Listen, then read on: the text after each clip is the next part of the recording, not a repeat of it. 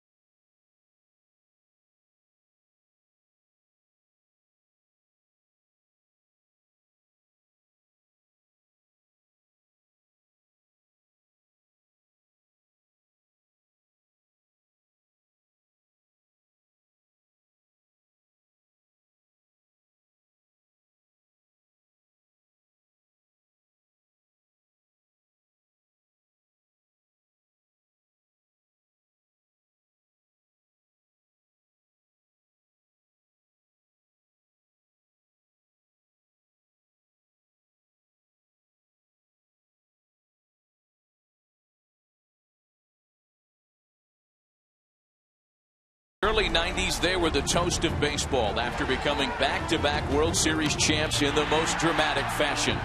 But much has changed since Joe Carter danced around the bases, and MLB's only team from outside the U.S. had become baseball's forgotten team. With more parity than ever in baseball and in all of professional sports, the Blue Jays now sit with the longest postseason drought of any team among the 4 majors. There have been stars and some false starts on their way back to the limelight. But it wasn't until these past few months that Toronto once again took their spot among the game's most talked about.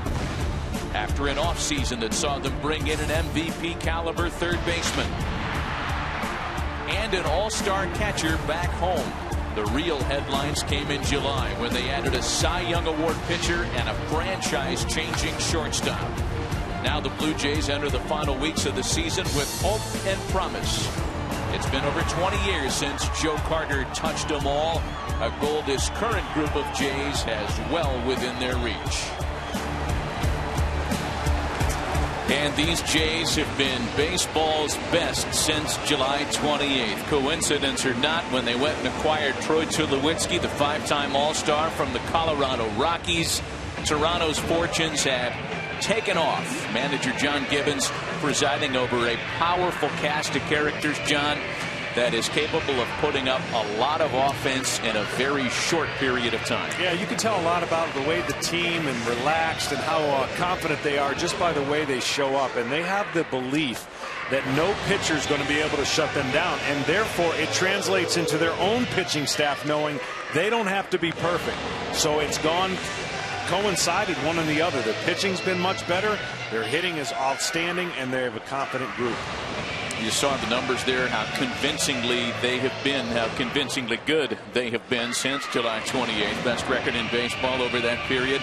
A season best 2.5 game lead in first place. As we wind into the home stretch of the regular season, the Jays seem to be one of those teams that nobody wants anything to do with. So for the Yankees, in the strange position, John, as to having to chase down a first place team, they've been able to hang on and stay relevant despite some bad news yesterday regarding Mark Teixeira, who we learn has now been lost for the season with the shin injury.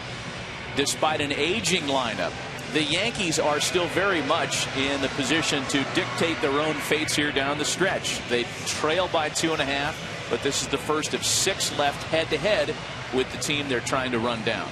They are, but they're also in a tough position when you think about they've got a locked playoff position as we speak today. But if they don't take care of business a little bit against the Blue Jays, if the Blue Jays get hot, it puts a lot of tension and pressure on the Yankees to hold on to a wild card spot. So the Yankees still believe they got 3 games here left at home. They've got Michael Pineda on the mound. They've got to throw the first blow. What I mean by that is put up a 0 and then score some runs, because what Toronto's been doing is doing the opposite to teams, punching you hard and then sitting back and taking advantage of the pressure of a pitcher trying to be perfect. We've grown used to the dialogue in the AL East involving the Red Sox, the Yankees. Occasionally there's an interloper in there.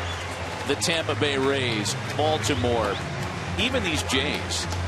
But for the end of the season to boil down to New York and Toronto, it's been rare since the Jays were born in the late 70s. In fact, you got to go back 30 years for the last time Toronto and New York played a meaningful September series. And it was in the middle of September that year. The Yankees opened a series 2.5 games back of the Blue Jays. Toronto won 3 out of 4, eventually claimed a division title. So much of that is in place and true 30 years later to the day. The Jays hoping to replicate that September run at the Yankees' expense. Let's get you right to John Gibbons' Toronto starting lineup for Game 2 of the series today. They'll lead it off with the speedy left-handed hitter Ben Revere, and then the Thunder, Josh Donaldson, Jose Bautista, Edwin Encarnacion, and Troy Tulowitzki. Chris Colabello gets a start at first base. Deoner Navarro, the switch-hitting catcher, bats in the 7th spot. Brian Goins and Kevin Pillar round things out for the highest run-scoring team in baseball. A tough assignment for Michael Pineda this afternoon. The 26-year-old right-hander has had mixed results since coming back off the DL. Yeah, it's a little bit of feast or famine, and the feast or famine is going to be in how the ball comes out of his hand, and I'll explain it during the game. But if he's on top of the baseball, everything he throws cuts. So if it cuts away from the right-hander and stays on the outside part of the plate, he'll have success with that slider as well. But if it stays and backs up in the middle of the plate, that's a recipe for home runs. Michael Pineda is going to have his fingers on top of the ball and control the outside part of the plate with this many right-handers in the lineup. Revere, Donaldson, and Bautista ready to start things this afternoon. First of 2 today. Thursday's series opener rained out. Jays took yesterday's by an 11-5 score on the power of 5 home runs. One thing to watch today, the aggressive Blue Jay lineup. 429 off the first pitch of Michael Pineda when they put it in play. And the first pitch of the afternoon by Michael Pineda stays up high. Revere had a couple of hits yesterday in the victory. Stole the base last night. And has done a fine job as a table setter over the last 20 games, batting better than 400. I tried to make that statistic better than it is. It's actually 469. Ooh. So I tried to help him out a little bit. A ball and a strike, the count to Ben Revere. It happened early yesterday when the Jays got 5 in the first against the rookie right-hander Luis Severino and then never looked back.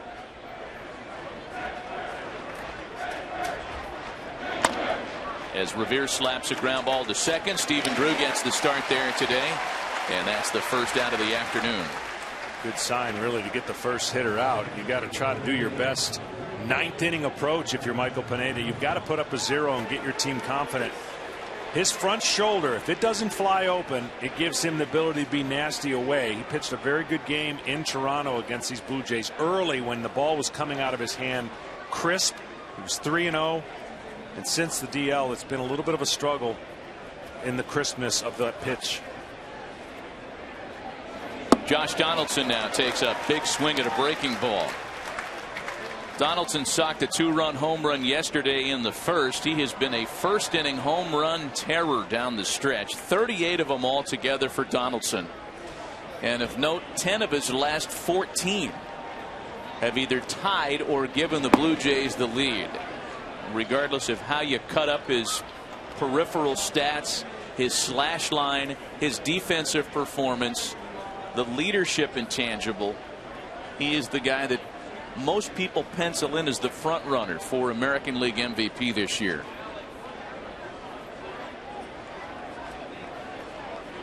There's Pineda's 1-1 to him with another swing and a miss. So there's that cut fastball. He doesn't really throw anything that's straight, so it has a lot of side spin on it. And that ball looks like it's in the middle, but see how it gives a little bit of a rise. Up there is a small window of success to Donaldson. A little bit lower, and you can have a souvenir in left field. Little flare out to right. Carlos Beltran is there. A routine play for the 3-time Gold Glover for route number 2. Other scheduled action this afternoon is either set to begin shortly or in a rain delay. So if you were tuned in hoping for the Orioles and Royals or the Cardinals and Reds, we'll get you out there to your game as soon as they begin. I think this one matchup right here has to be pitches away. Anything over the plate, Bautista crushes. Jose Bautista was 2 for 5 yesterday in the series opening victory. 33 home runs on the year. The 6-time All-Star, a major part of the offensive muscle in the Toronto lineup. Got away with that one. You look at the defense right here. The second baseman is going to be closer to behind Pineda up the middle, leaving that hole in right field. Bautista loves to pull the baseball. He's looking for that middle in. And then that lift, that high arcing home run swing that it's become so famous for. Bautista behind the ball and 2 strikes. Edwin Encarnacion hoping for a 2-out opportunity next.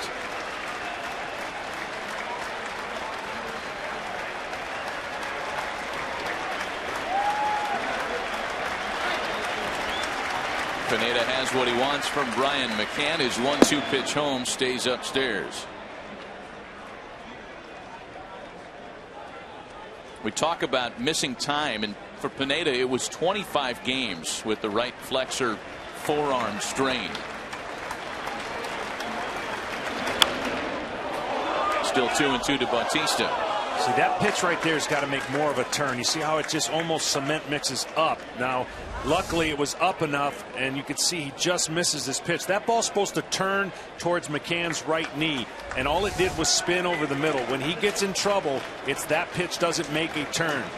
He's had some good quality sliders already. He's going to go with another one. A bouncer to the left side. Chase Headley is there to retire the side in order. A very encouraging start for the right-hander Michael Pineda. To the bottom of the first, Blue Jays 0, Yankees coming to bat.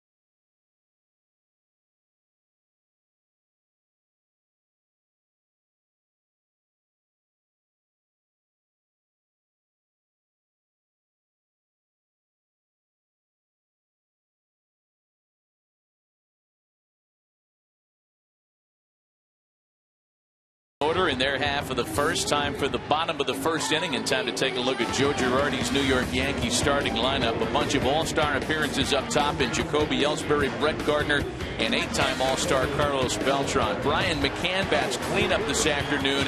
3-time MVP Alex Rodriguez DHing today and dropped down to the 5-hole. Chase Headley, rookie first baseman Greg Bird, resurgent shortstop Didi Gregorius, and the second baseman Stephen Drew comprise an almost entirely left-handed hitting lineup against the 32-year-old veteran right-hander Marco Estrada. Marco Estrada, if you're the Yankees, you're going to have to be patient. High fastballs, a lot of changeups, curveballs. He works on the eye level of the hitter and then goes off of that. If they attack the high fastball, he's going to have them eaten out of their hand. If they take advantage of the pitch more down the belt, then it'll be a longer game for him. A lot of off-speed pitches out of Marco Estrada. Jacoby Ellsbury leads things off for the Yankees. He was 1 for 5 in the opener yesterday. The numbers have come down for Ellsbury, and as was the case during his Red Sox days, health has been a major part of the declining numbers this year. Breaking ball misses the outside, and it's a ball and a strike. Ellsbury's missed nearly 50 games this year with a variety of health problems. When the Yankees were going good earlier in the season, the top of their lineup, Ellsbury and Gardner, powered the way. Gardner batting second today. He too has been slowed by the nags and strains of the 162 game schedule. Missed some starts during the week with a jammed right shoulder. That's swatted into the opposite field, and a foul ball, not by much. Almost fooled there with a high fastball hitting off the end of the bat. This could be would have been a great start for Ellsbury. He didn't quite know where the ball, look at finding it, and just hits it foul.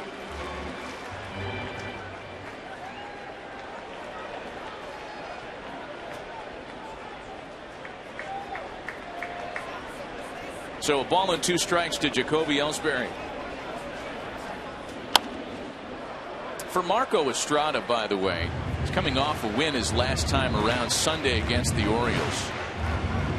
He has been very good down the stretch for Toronto, which has opened up where he lies in a potential postseason rotation to pretty good conversation.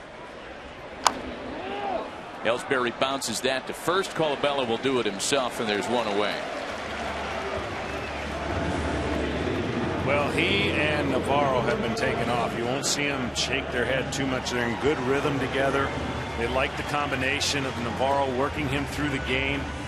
Remember Navarro early on in the year, not happy when they got Martin, talked about wanting to get out of there, but he has been great in his backup role and has worked well with Marco Estrada, almost to the tune of a no-hitter in Tampa. One away to start the afternoon for Estrada. That'll bring up Brett Gardner. It was around the middle of June. You mentioned Estrada taking off. It was around the middle of June that started to happen. He has amassed a 2.50 ERA since June 15th. That's the 3rd lowest in the American League. Gardner swings and sends a ball to deep right and gone. And the Yankees get on the board first this afternoon.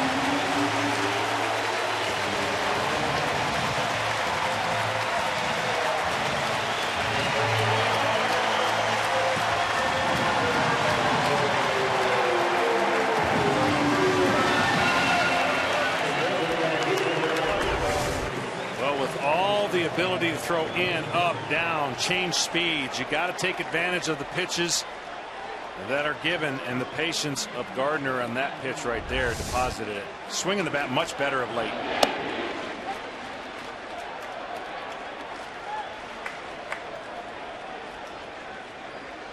Brett Gardner's 14th of the year starts the scoring this afternoon.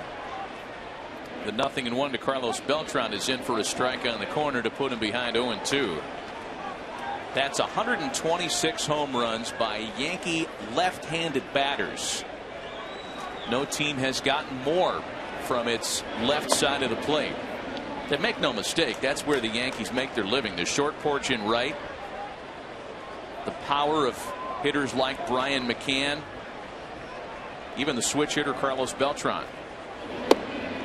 That's where the Yankees live until recently. Mark Teixeira, who mentioned, is lost for the rest of the season after being diagnosed yesterday with a fractured shin.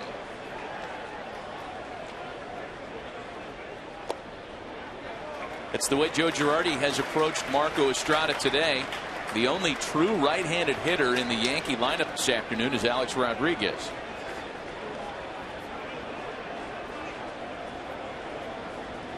Here's the 3-2 home to Beltran. That's sent out to center field, playable for Kevin Pillar. And out number 2.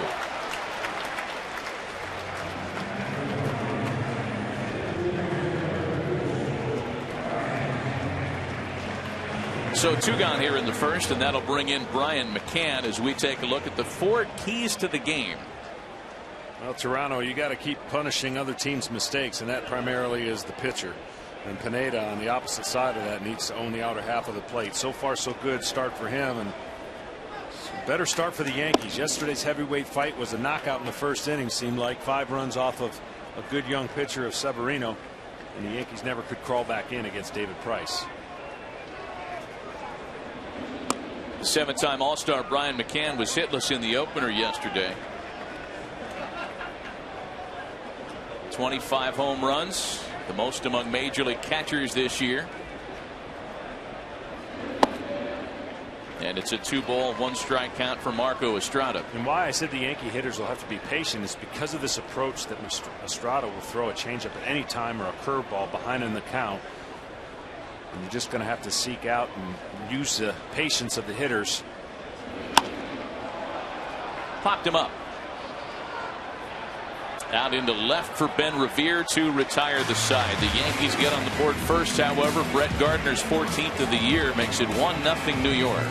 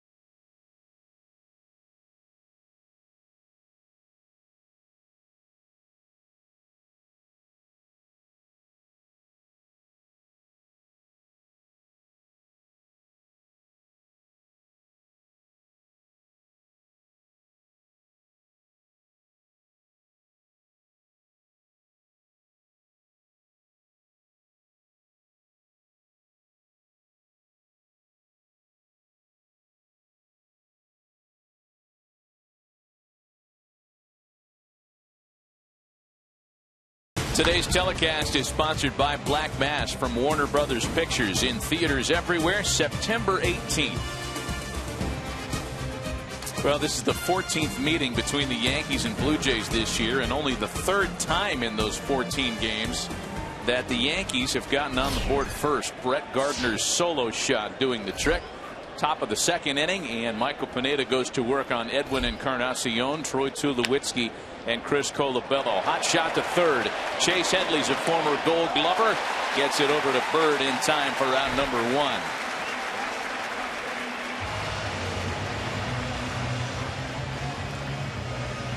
Well, like I said, you got to be ready against this team. They like to swing early. Nice little take his time. Threw it a little bit high, but plenty of time to make the adjustment.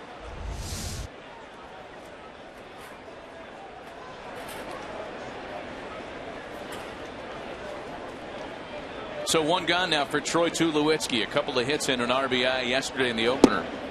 He takes a first pitch strike. You know, you talk about how aggressive the Jays are. In yesterday's opener, first 32 plate appearances, 11 batters swung at the first pitch.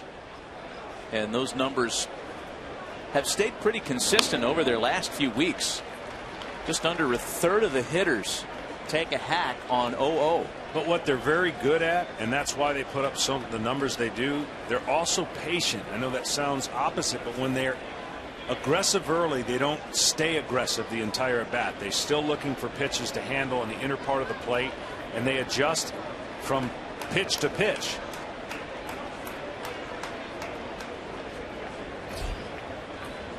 Nothing in 2 to Troy Tulowitzki. And a swing and a miss. First punch out of the game for Michael Pineda. An impressive start to the ninth for the Yankee right-hander. No tall order to keep a loud lineup quiet to start the game. The decibels at Rogers Center, speaking of that kind of noise, have caught the attention of the baseball world as we bring in the third member of our broadcast crew, JP Morosi. JP, the energy, the enthusiasm for the Toronto Blue Jays in their home market is something that they haven't seen there in a while. Yeah, Matt, and as baseball markets go, New York and Toronto are probably more similar than a lot of fans realize. Toronto, of course, the 4th largest city in North America, and those fans are filling the seats at Rogers Center right now. 14 crowds of 45,000 or more since early August. And Matt, right now they're on pace to have their best attendance year since 1995. Boy, it all makes a lot of sense, too, with an exciting product on the field. A ball and no strikes, the count to Chris Colabello. You know, we talked to John Gibbons about that yesterday, and he said, you know, our fans are responding because we hit home runs. I mean, maybe if they were winning differently, Gibby suggested, the response wouldn't be as overwhelmingly positive. But folks up there, folks everywhere, let's face it. I'll go back to your old teammates. Chicks dig the long ball, and that's still true. Chicks and guys alike. We like seeing home runs, and the Jays are that kind of team this year. Well, they're majestic, too. I mean, they stand up there. There's nothing. They're not flashy where you're going to see a bunch of them getting dusted at the plate.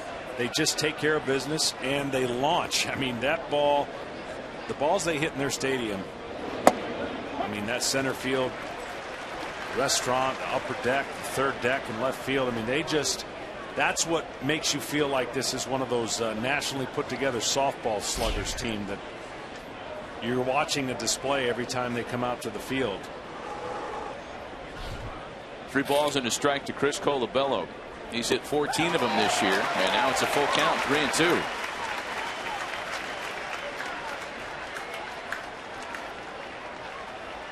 They have traveled through this series, by the way. They were present and loud last night for the opener. Blue Jays fans just as present here today.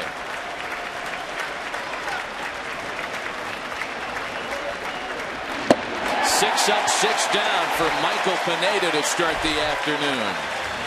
Through an inning and a half, still 1-0 Yankees.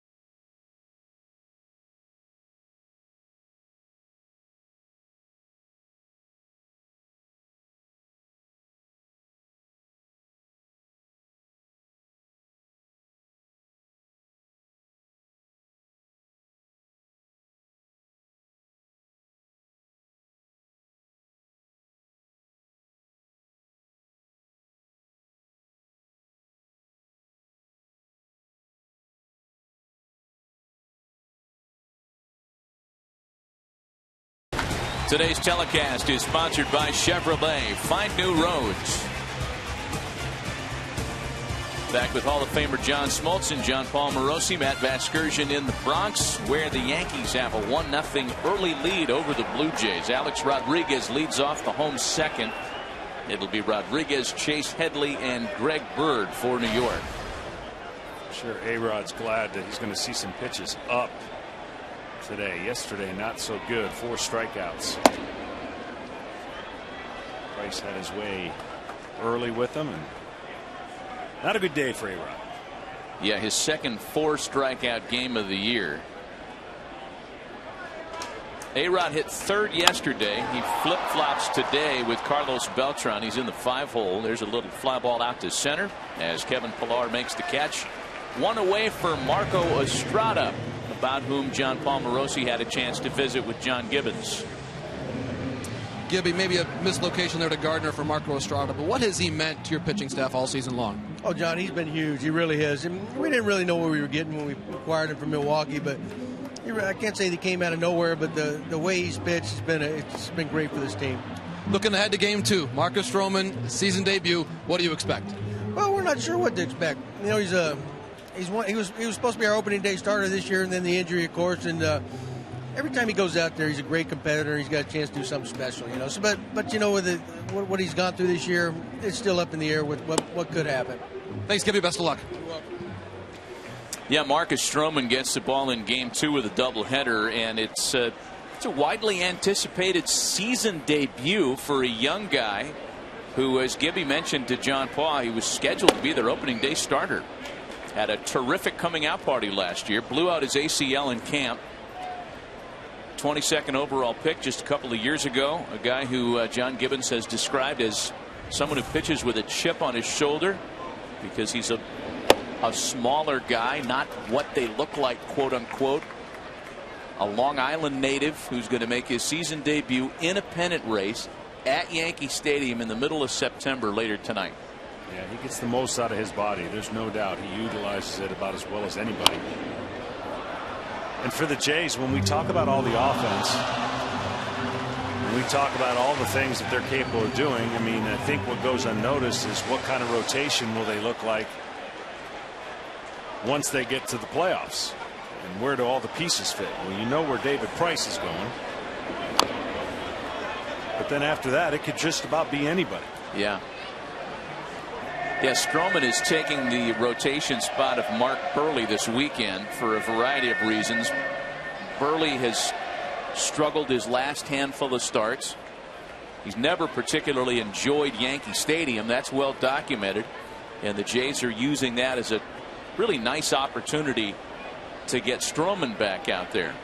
And they're not saying Stroman's going to stay in the rotation from here on out. Hey, Chase Headley on a 3-2 pitch has just made it 2-0 Yankees.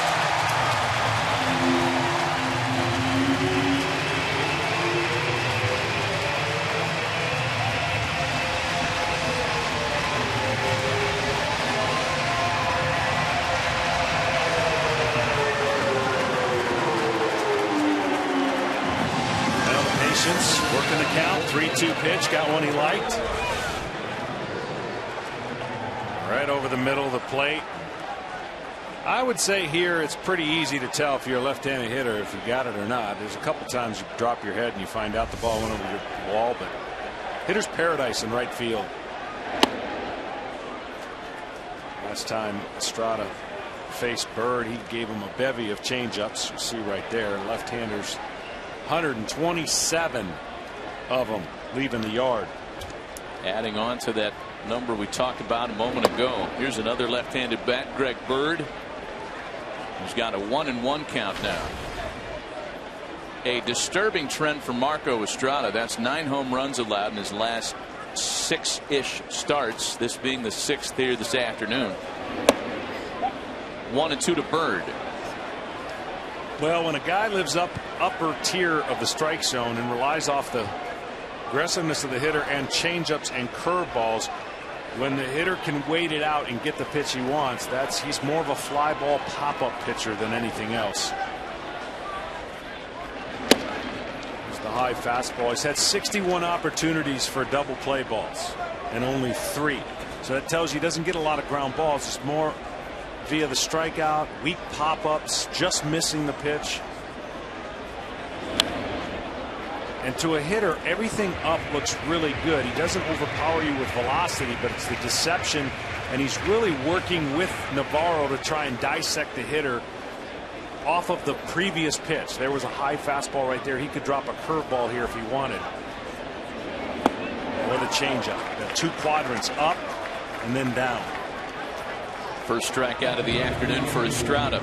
2 gone, and a quick reminder to follow the September pennant races with the MLB.com at-bat app.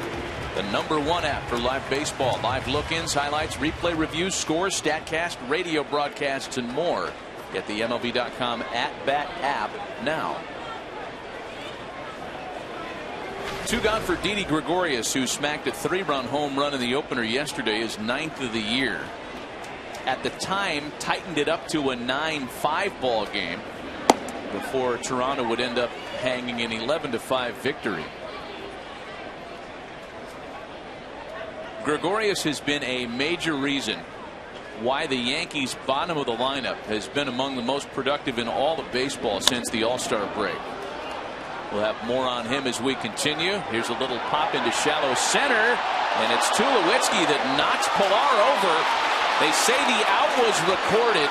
Second base umpire Chris Guccione saying that Tulowitzki held it in proper time, but now of more concern, Tulowitzki is down.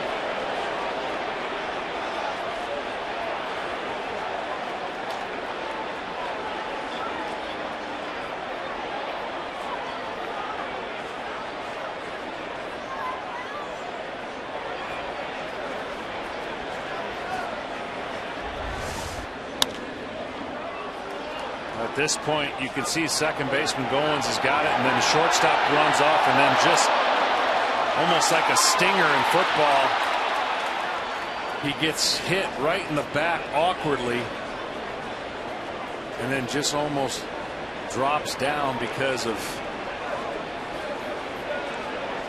that feeling you get when you get jarred, rear-ended in the car or something. It's a delayed effect that you just. He let go of the ball. And if you're Toronto, you're hoping that's exactly what it is, just something temporary. Fox Saturday Baseball will return to New York after a word from your local Fox station.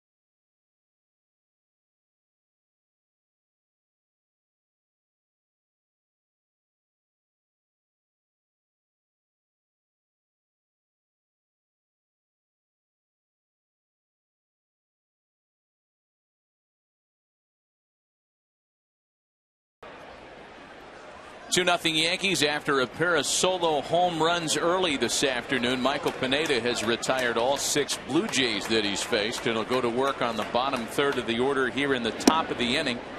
Deoner Navarro, Ryan Goins, and Kevin Pillar. A scary end to the previous half inning. You saw the collision, and you should know that Troy Tulowitzki was okay to walk off the field under his own power. We'll take a look at the play again in a moment. A ball and a strike to count to Navarro. Navarro making just his 2nd September start here this afternoon. Russell Martin will be behind the plate for the nightcap of the doubleheader later on today. 1-2. Yeah, it would be hard to think he was going to stay in after that. He just got an awkward spot. Hopefully it's not very long that he'll be out. Yeah, Cliff Pennington, the former first-round draft choice of the Oakland A's, will be out there to play shortstop in the next half inning, as you just saw. 2 balls and 2 strikes. So far, Pineda's arm speed and rhythm has been really good. The quality and depth of some of his sliders have been much better than it has in the last few starts. Navarro one-hops it toward the shifted second baseman. Stephen Drew's got it. And there's one gone. Let's take you back to the way the previous half inning ended. Jars that lower back. Surprised more than anything, because I don't think he anticipated anybody being close to him once he called off Goins.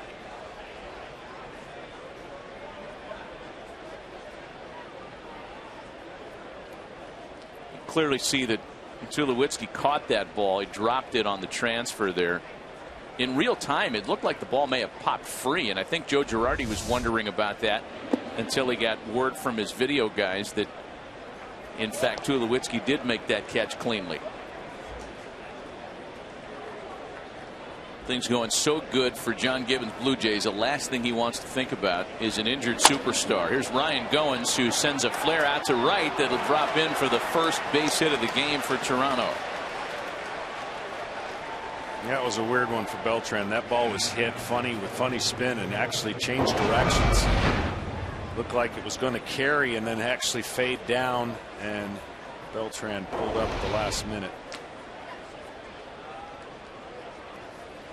So 1 out, 1 on now for the center fielder Kevin Pillar, looking for his first hit of the series after an 0 for 5 in the opener yesterday. His first hit was the one that he knocked out his teammate. Unfortunately, this guy can get to everything in center field. He wishes he probably wouldn't have tried to get to that one right there. And Pineda starts him with a strike.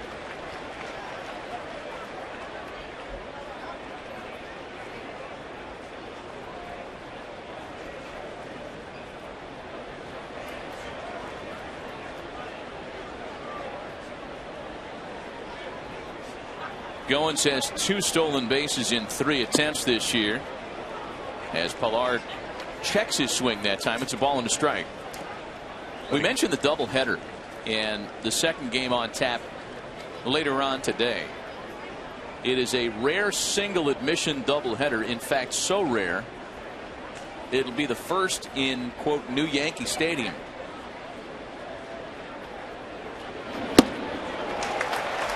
Sweeping breaking ball swung on and missed.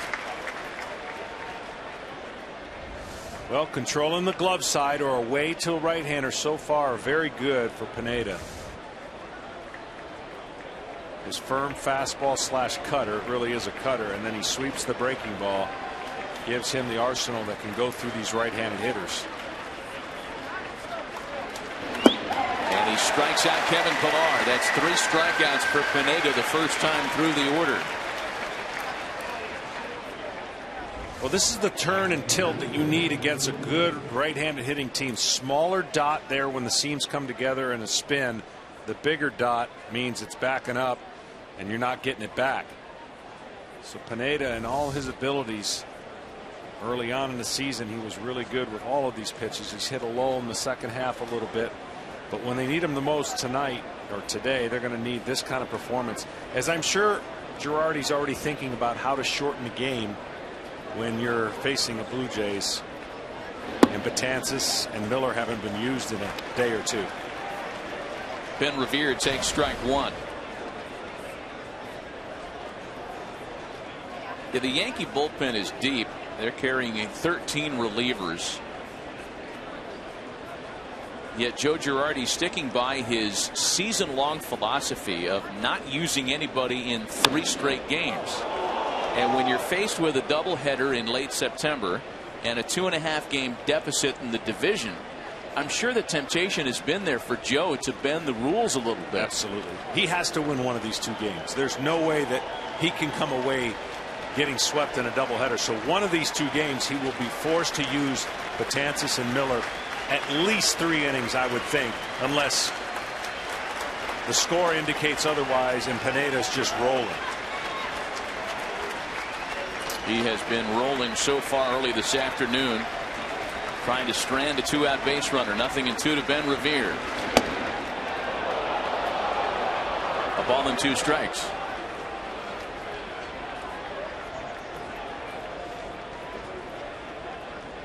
All of what you just said makes this such an important start for Pineda. They get a clunker out of him in game 1 of a doubleheader after a short one yesterday from Severino. And all bets are off. Pineda has answered the call so far today. 2-2. See the tendencies he has to get excited with that pitch away, and he just doesn't finish it and stay down. He's a big guy, so a lot of things mechanically can go wrong, but when the leverage and the timing is good, a lot of good things happen. Going downhill with the pitch instead of uphill.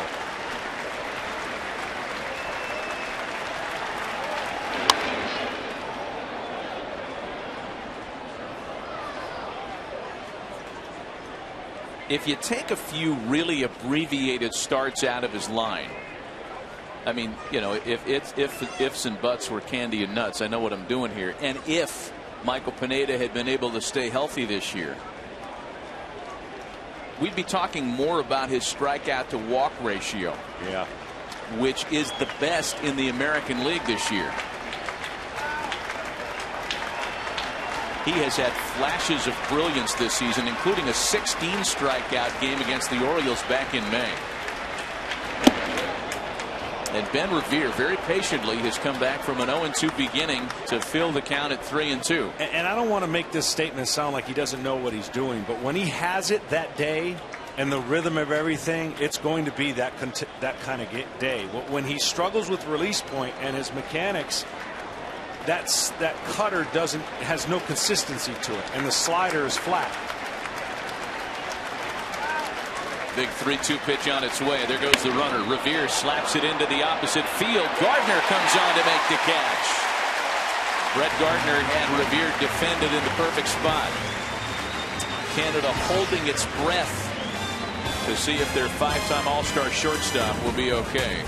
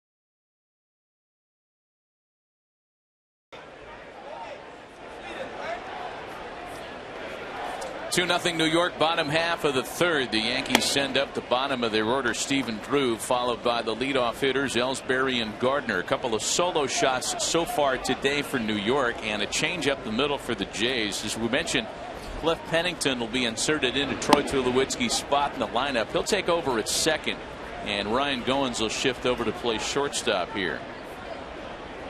If you're tuning in late, there was a collision in shallow center field between Kevin Pillar and Troy Tulowitzki that knocked Tulowitzki out of the game. That's bounced to first, and Colabello recovers to get it back to Estrada for out number 1. Tulowitzki walked off the field under his own power. If we get word from the clubhouse as to his status, we will be sure to pass it along to you.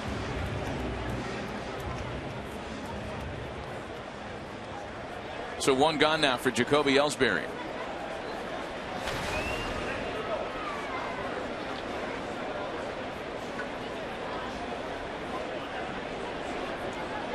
Ellsbury bounced to first in his first opportunity today. You know, when you're pitching in this stadium, the goal really is, if you're a fly ball pitcher, the inevitable is going to happen, so might as well make it a solo home runs, and so far just 2 of them for the Yankees, and Marco Estrada knows that his offense can get on track, so solo home runs rarely beat you if that's all you give up. In this ballpark, I tell you what, it's a grind to get through it with all the left-handed hitters the Yankees have. If you make enough quality pitches, it just takes a few mistakes. We said, or at least I said yesterday, there could be over 20 home runs combined in this 4-game series between these two teams. And you weren't far off. I mean, looked at you like you were half nuts. There's another bouncer to first, and there are 2 gone. Brett Gardner's hit 1. It came in the first inning. Let's take a look at it again via StatCast, powered by Amazon Web Services. Well, he picked on an inside fastball, waited perfectly, and then launched it at the perfect height. You see the velocity off the bat, 97.4, almost 400 feet at 395. And that short second overhang in right field. So is that 8 for the series? That's 8. Oh, you're going to get to your 20. Yeah, there'll be 11 before this game's over. I think there'll be 3 more.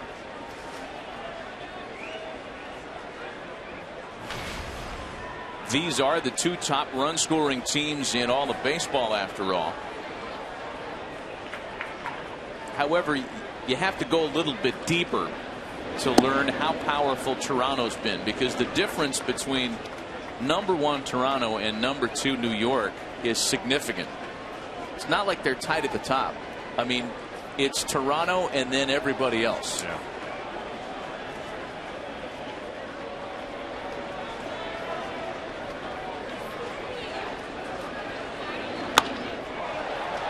Gardner yanks that one foul.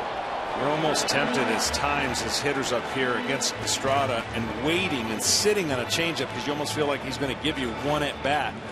But hitters are so geared up for the fastball, they don't want to get beat with the fastball. It's kind of hard to sit on something the whole at bat. And he's thrown some back-to-back changeups. And you try to fool him with a fastball away. 2 strikes. Brett Gardner in the midst of a fine afternoon. Home run single in his first 2 trips to the plate. When you talk about the Blue Jays run scoring offense, you do have to tip your cap to the pitching too, because that's a part of this equation. Their run scoring differential this season is a plus 196. It's the best in the land, and as good as the Yankees have been, plus 80, that's a top 10 figure. It ain't no 196. Line to first and gobbled up there by Chris Colabello. Beltran hit it on the screws, but nothing in the New York third.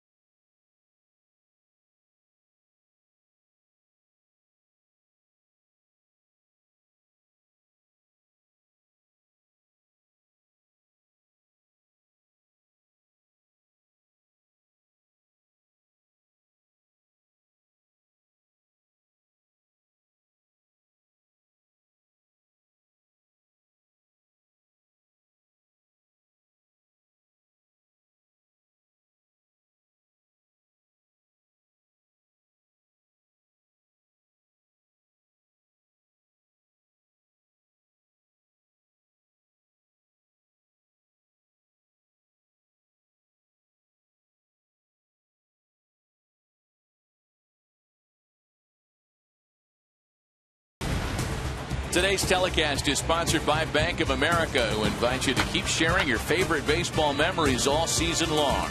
And by Head & Shoulders with Old Spice. Smell 100% manly. Alongside the very manly smelling John Smoltz, J.P. Morosi, Matt Vasgersian, and a 2-0 Yankee lead through 3. First time through the lineup, he did what he had to do. Gave his team some zeros. See the adjustments the Blue Jays make. Josh Donaldson picks on the first pitch and chops it out to shortstop for Didi Gregorius. There's been so much talk about Josh Donaldson, the 2-time All-Star, and the fantastic season he's in the midst of. A little bit of the back file. He was a catcher and third baseman at Auburn. A first-round supplemental choice by the Cubs in 2007. They thought he could catch in the big leagues. Instead, he was traded to Oakland in the Rich Harden deal in 2008. Traded to the Jays in a deal that shocked a lot of people for a handful of players. He's a 2-time All-Star, started at third base in the All-Star game, and is likely on his way to American League MVP honors. He's been held 0 for 2 so far today. This guy's really a big Donaldson fan. 1 gone for Bautista. Well, when you think about the beginning of the year and the trades they made, they didn't address a lot of their needs. So people were scratching their heads on both sides going, well, they need bullpen help. They might need a starter. But what they did is loaded up on some offense, and certainly that's paid off with his statistical categories that have helped them and probably going to win the MVP. Then they went out, went in position and within striking distance, and bolstered it even more with Tulowitzki and Price and a couple others. So they put themselves in a great position to make this big time jump in the second half. Bautista sends a ball to the opposite field. Beltran back on this one, and that ball is gone.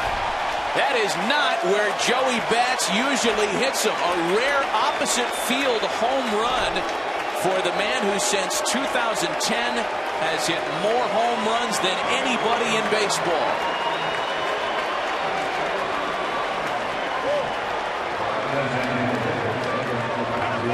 First glance, it sure looked like Beltran was getting ready to try to rob one. It didn't look like it went but the second row. Here's the difference. The ball is up. See the spin on it? If the ball's down, it doesn't have this chance to do that. He just swings late and gets this ball right around there. First row. Here's Encarnacion now. He too swings at the first pitch. Number 34 for Bautista this year. I would love to get a truth, one of those things where you have to tell the truth and hook it up to the player and go, come on, did you think you get that? Did you think that was a home run? Are you happy about that? Well, certainly they're going to be happy. But when he hit that ball, there had to be no chance where he's thinking, and he comes away, high fives, and a home run. It's the third at bat, by the way, where the bottom hand of Encarnacion has come off a swing. They tape up that knob Marquise Grissom style. Yep. They let guys do that anymore? Or did the gripper force legislation by the league office? Yeah, it's a good. You see that right there. High. Stinking. What a ballpark, he's probably saying. What a great place to play. If only I were left-handed. Here's the 1-2 to Encarnacion. How rare is it for Bautista to go opposite field bridge? That was his first opposite field home run of the year.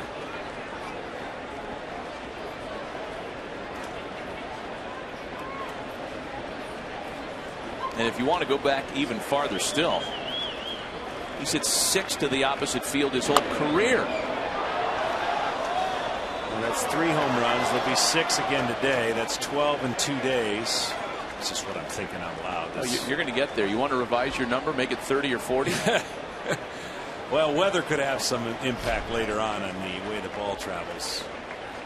But right now, the wind is blowing in a friendly, hitter-friendly place. 2 balls and 2 strikes to Edwin Encarnacion. Bounced up the middle and past Gregorius. A base hit for Encarnacion, which runs his franchise record 41st consecutive game reaching base safely.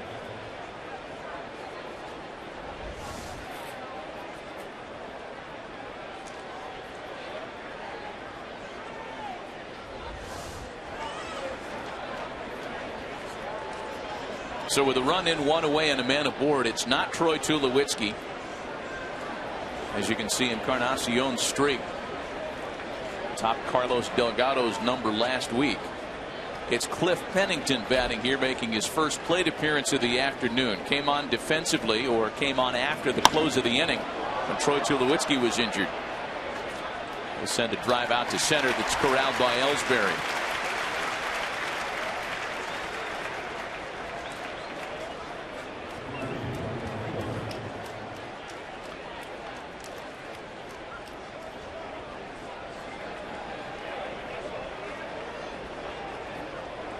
So now Chris Colabello. When you're having a great year as a team, you need guys like this to have the production that you may not have expected. 331, 14, and 53 just goes in line with a team that is functioning at the plate.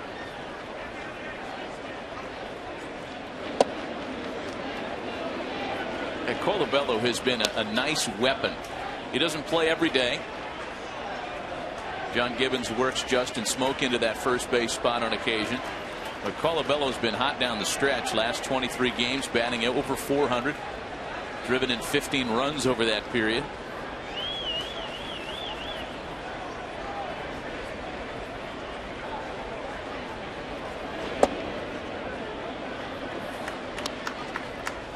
To 2-0 now. Well, there's a lot of jobs in baseball that are not enviable positions when you don't score a lot of runs. Hitting coaches all over the place get a lot of criticism when their team struggles. Not here. Not in Toronto.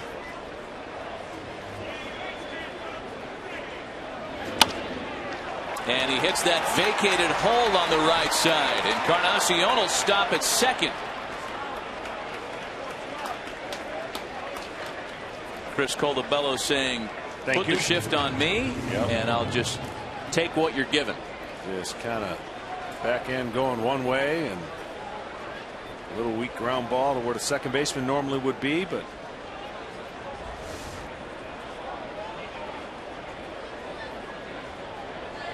what amazes me about the shift, not that it doesn't work, okay, I'm not saying it doesn't work. What amazes me about it is how late they shift in the games, and how the inability for a team down 1 or 2 to do that more often. I get it if you're down 1 and you got a home run hitter and he's trying to hit the ball and tie the score. Man, when you need guys on base, that just seems so much easier to do. And it's harmless here right now in the 4th, but imagine if this was in the 9th or the 8th and creating that tension or stress. So now Deoner Navarro, the switch hitting catcher, with runners at first and second, a run in and 2 away.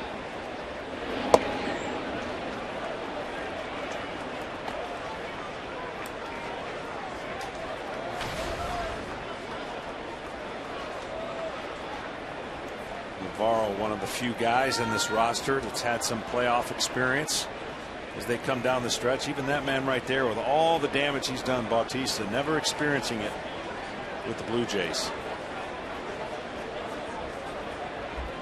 Yeah, the playoff experience on the roster is spotty, and it comes from guys that have achieved it with other teams. Donaldson, a couple of years in Oakland. You mentioned Navarro, who's kicked around for these last dozen years in the big leagues. Russell Martin, Mark Burley. Russell Martin's going to get the tag no matter where he goes. Playoffs come.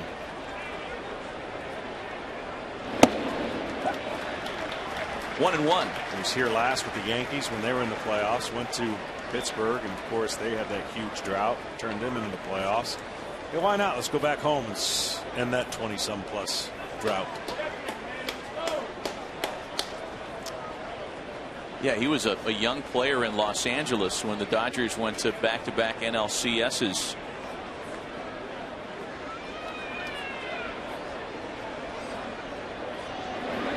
We were talking you and I about what a great athlete Russell Martin is, to have overcome a very serious hip injury, one that required surgery and a long rehab. This used to be a running catcher. Grady Little used to have him running like he was a green light Ricky Henderson type as a young player.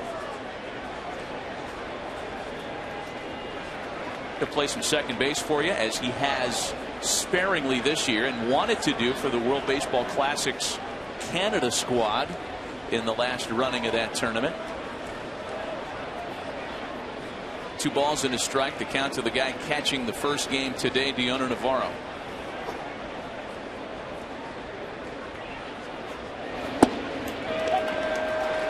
Even at 2-2 now. Pineda working a lot more deliberately out of the stretch here with runners aboard. Encarnacion and Colabello with 2 gone. Get a little out of rhythm, trying to fall away from that outside corner of the left-hander. You got to stay in there with it. That was a much better pitch. He wanted a couple that just caught the corner, backdoor cutters.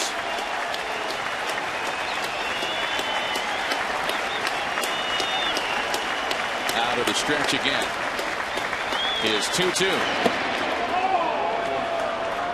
A full count now, 3 balls and 2 strikes. There's a good changeup right there, and probably so good it fooled the hitter to not swing. Pineda's going to throw his cutter about 55% of the time. The rest is going to be sliders at 34 to 35, and then the rare changeup at 12% is his breakdown. Nothing below 86 miles an hour for the most part. Encarnacion and Colabello will have a 2-out head start on 3-2. There go the runners. The payoff pitch home is bounced foul.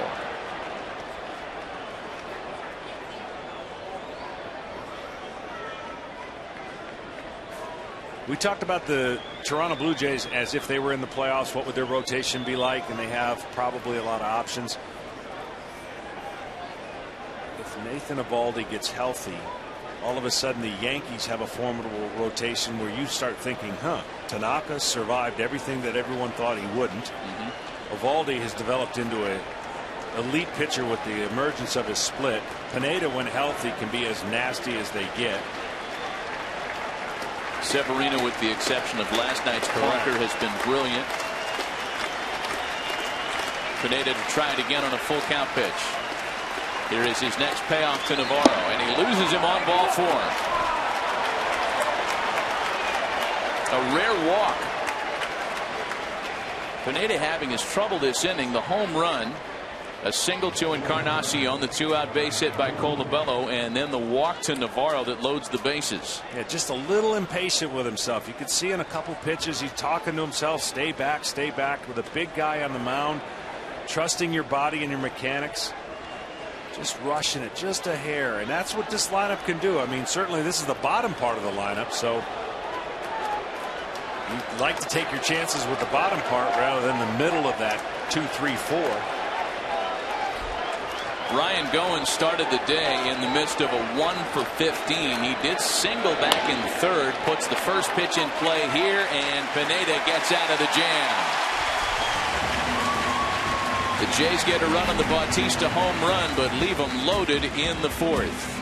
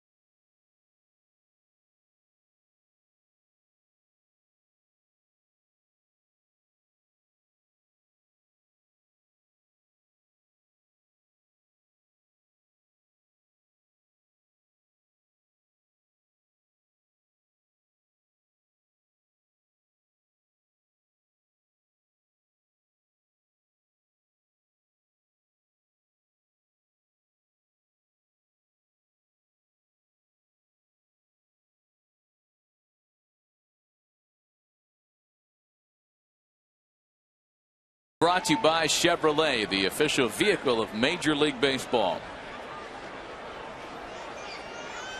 3 solo shots explaining your 2-1 score as we start the bottom half of the 4th. Yankees on top by a run. And they'll send Brian McCann to work to open the home 4th against Marco Estrada. Brian McCann's one of those guys that's turned it up a notch from last year, but of late just struggling since the second half. With Teixeira going down, he needs to step up and get hot. Into the corner and just foul. And he can. You know, the shift has been a well-documented thing that has affected Brian McCann. With Atlanta, he sprayed the ball a lot more. National League and American League, he's been conditioned to come over here and use that short porch. So they don't mind him hitting or even concerned with trying to continue to do what they've asked him to do, and that's hit home runs and drive in runs. That's a fair ball as it caroms off the wall in right, and McCann satisfied with a well hit leadoff single. And that's rare with the shift and the first baseman being so close to the line. It's rare that he can get a ball by the first baseman. Of course, Colabello playing first. Dives and the ball just gets outside the outstretched glove. It has to be hit very hard and obviously fair.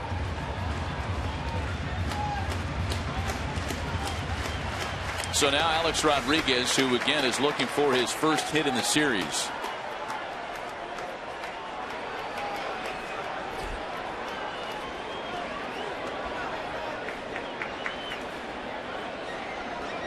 McCann off first to start the inning, and the first offering to A-Rod misses low.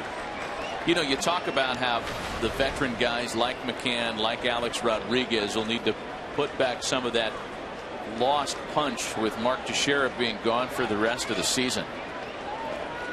In the case of A-Rod, the Yankees have done a very good job in giving him the required rest to keep going and be as productive as he has. High and deep to right, and another one gone to the opposite field.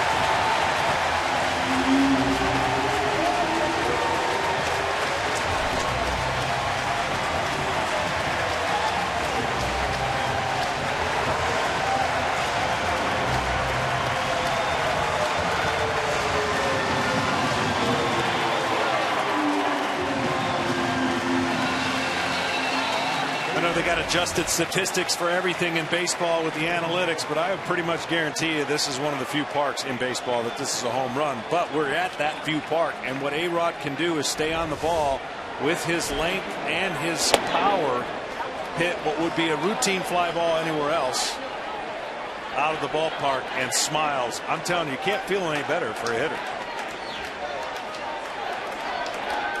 The equivalent would be a pitcher getting 6 inches off the plate and smiling, going, I cannot believe I just got that pitch.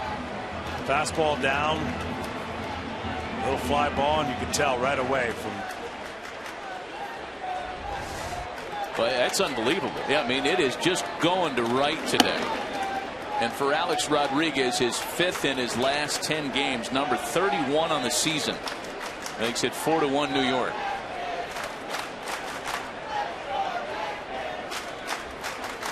Blue Jays in the shift for Chase Headley, the switch hitter, batting from the left side. And there's really not much Estrada can do. He's got to pitch his game. He's a high ball, change of speeds, eye level type pitcher, and he's going to run into a couple of these situations where he made the pitch, but the park did not create the result he wanted.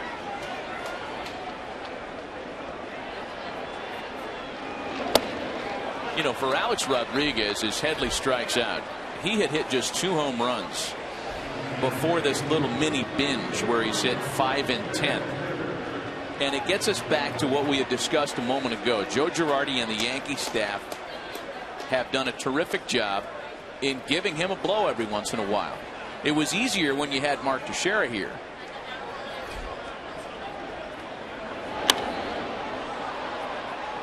Greg Bird sends a fly ball out to center. Kevin Pillar has it for out number 2. JP, let's bring you in on this. The interleague portion of the schedule has been good for that cause, resting A-Rod, or at least giving him a chance to pinch hit, keeping him fresh. But the Yankees are to be given a lot of credit for the way they've handled that this year. No question, Matt. And Joe Girardi spoke yesterday about the way they've handled Carlos Beltran as well. You see what Beltran's numbers have been over the past month. He has played every day for the past month. And Joe Girardi said, listen, I saw what happened last year when we didn't have Beltran towards the end of the season. I couldn't afford for that to be the case this year, hence all the days off during the course of the middle summer.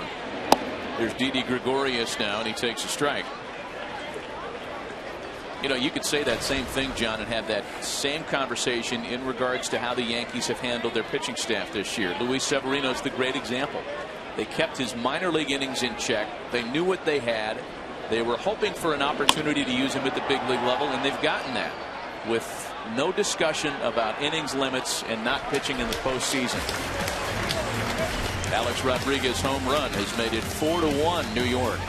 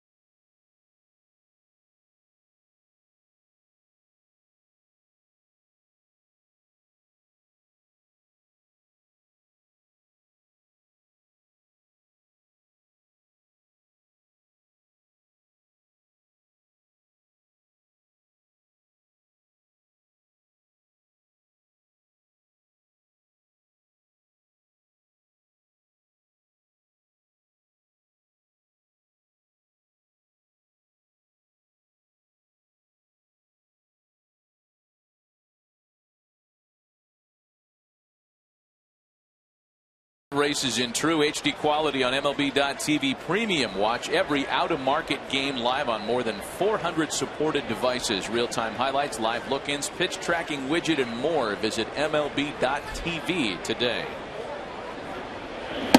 Toronto's number 9 hitter Kevin Pillar leads things off against Michael Pineda. And then Revere and Donaldson follow. Top half of the 5th, 4-1 New York.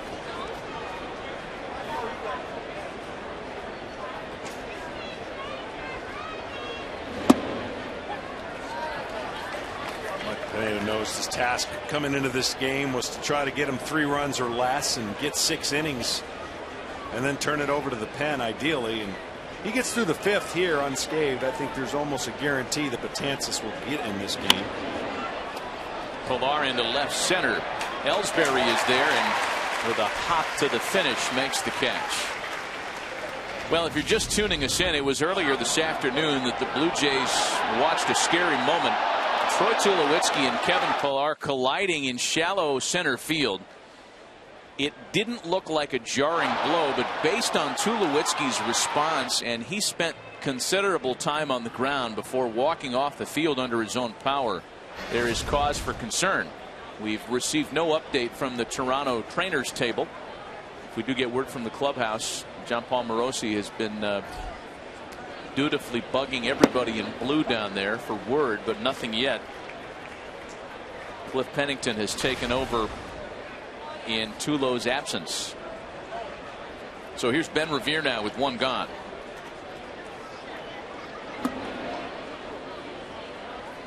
All 5 of the runs this afternoon have come via the home run. A solo shot for Jose Bautista. And for New York, home runs by Gardner, Headley, and a 2-run shot from Alex Rodriguez. 2 more left in the game. Who's going to get them? So you're saying 6 today, huh? Yeah, 6. Now, John Smoltz boldly predicted at the beginning of the series that there would be 20, and there have already been 10 in 13 innings of baseball. Yeah. So it begs the answer to the question: the most home runs in a series in this ballpark. Do you remember April of 2009? Revere with a drive. And there's another one. Oh, man. On cue. Ben Revere's first of the year. And his first of the year was basically a scraper. Again, another one I thought Beltran could get this ball, but we get a different angle from the booth here. Stays behind it, fly ball in the air. Any ball in the air, pitcher holds his breath, and you see Beltran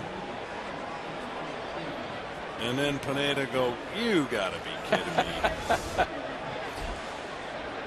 A 4-2 ball game. Here's Donaldson now. Donaldson, ever since his first at bat here and a home run, he's been a little bit off. You can tell him fighting himself a little bit. Missed some pitches yesterday. Looking to get back on track. He's 0 for 2 in this game, but after hitting that 2-run homer, it's the guys behind him that have been on.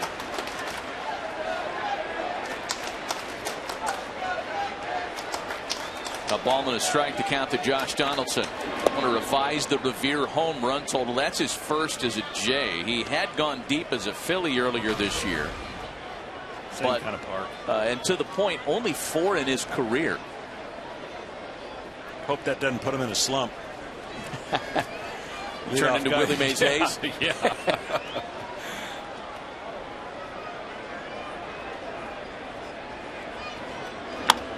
Donaldson lines softly to Headley for out number 2, and we have an update on Troy Tulowitzki's condition, JP. Yes, Matt, right now Troy Tulowitzki is undergoing x-rays. The collision there with Kevin Pillar did impact his ribs and his back, so the Blue Jays want to make sure, get those x-rays, make sure there are no fractures. So we'll pass along word later this afternoon. All right, thanks, JP. Holding out hope that it was just a scare and nothing serious. Is it me, or is that a little bit of Johnny Manziel as he had the eye black? Did look like touchdown Johnny there.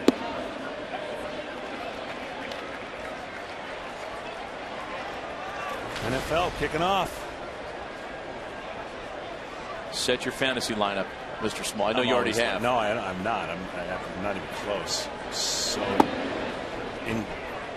engulfed in this playoff drama for this baseball season we still have left. Okay. A ball and a strike to count to Jose Bautista. I'm still trying to find a way we can get that 3-way playoff, that must-see TV where a bunch of like play-in games and regular season ends in a complicated, messy tie. Sure want to see that. I can't believe that that's been avoided the last few years, because especially last year, it looked like all roads pointed to an extremely complicated tiebreaker scenario. And it's 3 balls and a strike to Jose Bautista. And before we get too much farther away from it, it happened as Ben Revere was hitting the home run. We were talking about the most combined home runs in a single series at this ballpark. It was in April of 2009. The place was still had its fresh paint on it, and they were still tapping finishing screws into the woodwork. 20 home runs between the Indians and Yankees. And I remember watching a Fox Saturday game, CC Sabathia on the mound looking shell-shocked, as we all were, and wondering if this new ballpark was going to play like that all the time. Yeah. Well, we're going to break that record this weekend.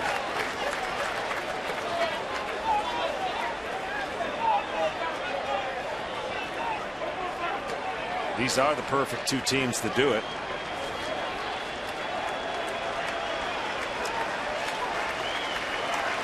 Full count to Bautista, 3 balls and 2 strikes.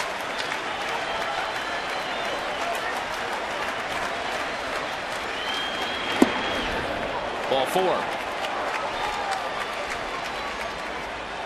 Could this be the year for John Smoltz's wildest dreams to come true? It can only happen in the American League. Can't happen in the National League.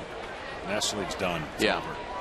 With the exception of the AL Central, everything else in the junior circuit has a lot of different potential endings. So what you got to have is Toronto and New York tie for the division. Play-in game to win that. The loser is in a tie-in play-in game for the wild card, even though that's not going to happen because the records are too good. But I dream of those situations where the division has not been set, so you got to play that game, and then the loser goes into the wild card scenario, and a lot of interesting. This would not be a good year to experiment with that because it's already late in the year. The World Series could go to like November 5th, I think, or 4th. So it's that extended period of the year where we started late. Well, I think, the schedule pads in a couple of days between the beginning of the wild card games and the end of the regular season for that very episode. Yeah. If they're needed, there'd be a day or two there where those games could be played. Now it would make every pitching coach's job a lot more difficult. Yep.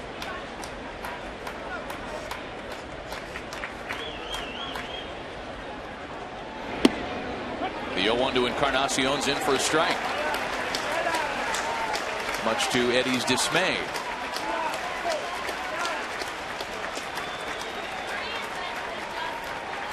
Encarnacion extending his franchise record, reaching base in his 41st consecutive game back in the 4th with a single. He homered in the opener yesterday. Behind 0-2 here. A ball and 2 strikes. See, those are the kind of pitches. That's a great pitch. Those are the kind of pitches you have to throw against these Blue Jay hitters. You've got to make them feel uncomfortable. You've got to paint inside, move their body at times, because if they're too comfortable over the middle of the plate, they damage bad pitches. So now he's opened up the away section, if he wants it, to sweep it away. He got away with one because he didn't throw it away. He threw it up. 86 total pitches. Magic number these days is about 100. The Jays have made him work a little bit harder here. 2nd and 3rd now. Time through the lineup. See if McCann tries to make the adjustment and get him back out there a little farther. Still a ball and 2 strikes to Encarnacion. That's launched to left, and it's got a chance. That ball is gone.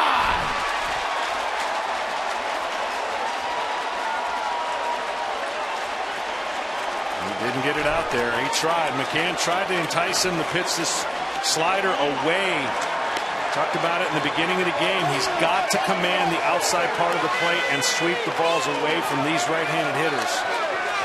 We'll get another look. It's not a horrible pitch, but it's not in the location you want. And this is a crucial 2 out, 2 strike. See how the ball sits right there over the middle of the plate? That is a recipe for a home run. Cement mixer is what it's called. It's got to sweep. A 4-4 ball game. 3 home runs by the Jays, 3 home runs by the Yankees, and we're only in the middle of the afternoon. Since 2012, only Baltimore's Chris Davis has hit more long balls than Edwin Encarnacion. Encarnacion is on some kind of a tear. The American League Player of the Month in August, staying red hot in September.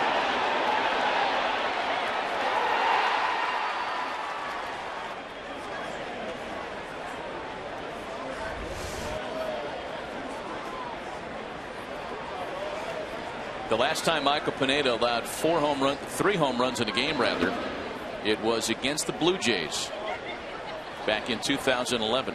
Well, he had the 0-2 count. He made a really nasty pitch on the inside. And when a pitcher doesn't get a ball away and leaves it over the plate, your tendency is to overcorrect and really get it. I would have expected him to throw this about 2 feet outside, and he threw it right down the middle and didn't. The break just did not turn the corner. Ball and 2 strikes, the count to Cliff Pennington. And he can't hold up. The damage done, however.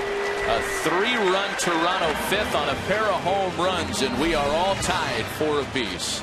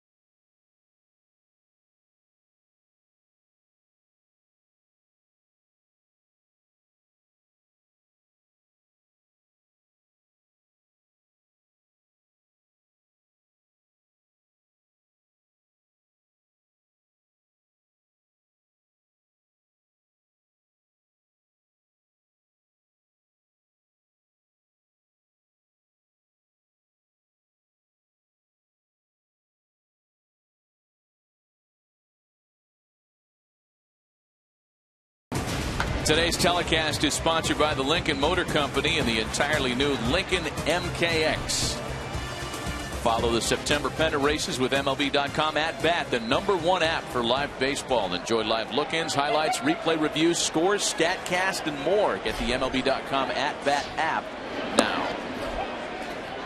Stephen Drew leads things off for the Yankees in a brand new story, a 4-4 ball game. All the runs coming courtesy of home runs, 3 by each side. That's 6, right? That'd be 6. 6 yesterday, 6 today. I mean, this is like, it's like watching arena football when everything's touchdown. Yeah. Everything off the bat's getting out today. Well, there's only 2 more innings worth of home runs, in my opinion, before the bullpen start changing things a little bit. Yeah.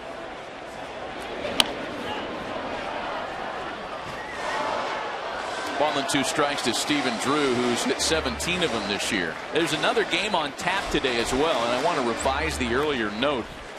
There was a single admission doubleheader played in this ballpark last year, contrary to what we had told you earlier. Tonight's will be the first against an AL opponent.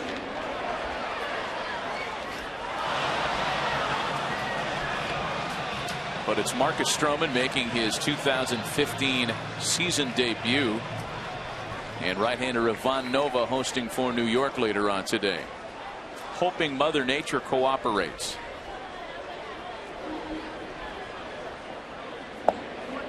Two and 2 to Drew.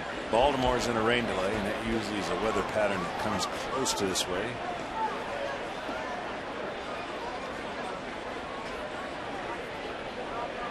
Before that rain out here on Thursday, the Yankees were thinking that they might for the first time ever play an entire season without being rained out.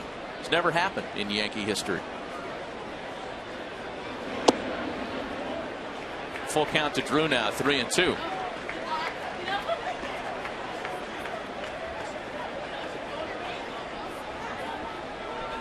Ellsbury and Gardner waiting next. And the payoff pitch home from Estrada misses down low. Today's game summary is sponsored by Budweiser. Troy Tulowitzki was removed from the game earlier, left in the second after colliding with Kevin Pillar. And they're checking ribs, back, and abdomen after a collision with the center fielder. Alex Rodriguez is homered. His is among the 6 in this ball game. You know, it didn't look like much, but when you're unprotected and you don't think someone's going to hit you in a routine fly ball, sure, you're not braced for anything to have run into you. So what didn't look like much could end up being a little worse, only because you're not prepared for it. Ellsbury just 1 for 7 in the series so far. Jays are going to get some action going in their pen.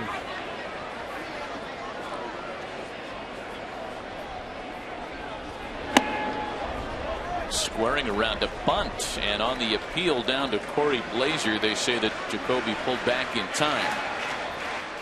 1-1.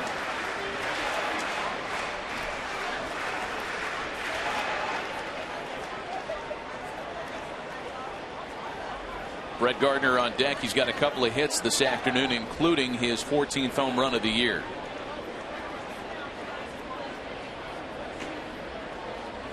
He'll check in at first base. Drew not really a threat to steal a base here. He's only attempted 2 this season, both of them unsuccessful.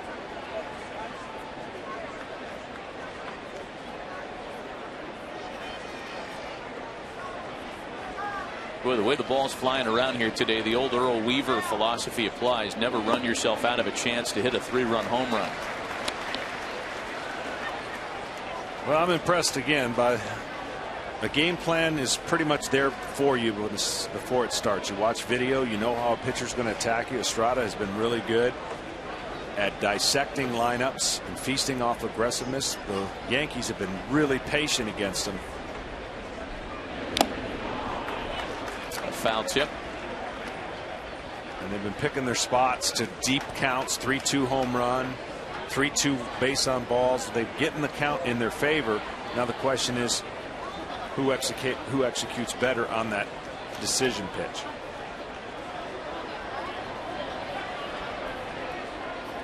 Awfully tempted to sit on another off-speed pitch from Ellsbury here. 2-2 pitch. I would have tipped my hat if that was a strike, because it was a fastball away.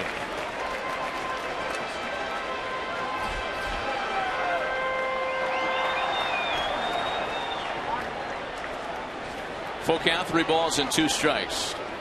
See if that changes Drew's inclination to run.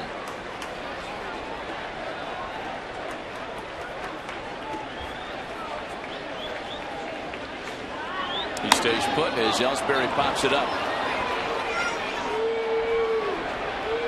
And there's 1 gone in the 5th.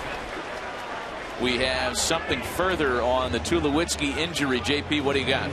Yes, Matt, to this point, the x-rays on Troy Tulowitzki's chest and ribs have come back negative. So good news for the Blue Jays there, but they still want to have him further evaluated. He's going to get an MRI on his upper back. They expect the results on that by tomorrow. So for now, Matt, he is day to day. Day to day, and whether or not he appears in game 2 of the series remains to be seen. I would probably handicap those as not very good odds. Here's Brett Gardner now with 1 out and 1 on.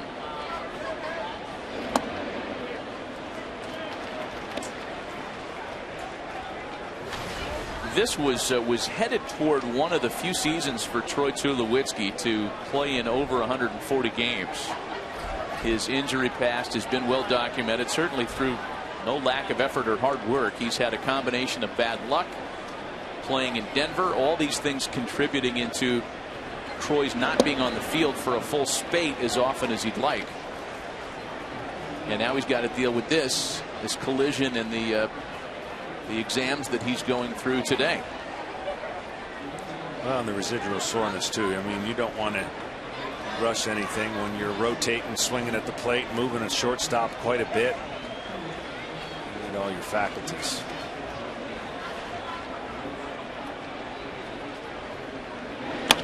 The 1-1 to Gardner on a couple of hops to Pennington. To Goins for one. The relay doubles off a very fast man. Nothing in the Yankee fifth. Still a 4-4 ball game.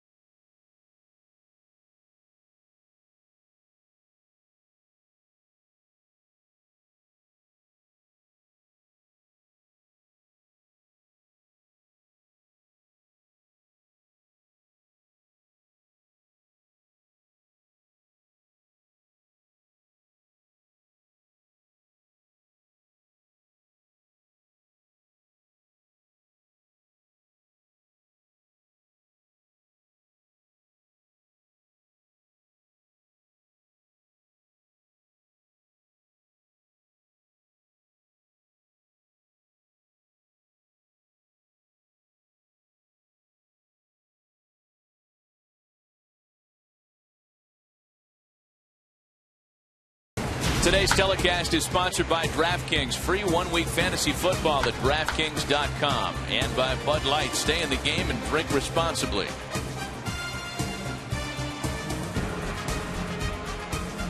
A 4-4 tie, top half of the sixth inning. All the runs courtesy of the home run, the weapon du jour this afternoon. 6 of them combined between these two high-powered offenses.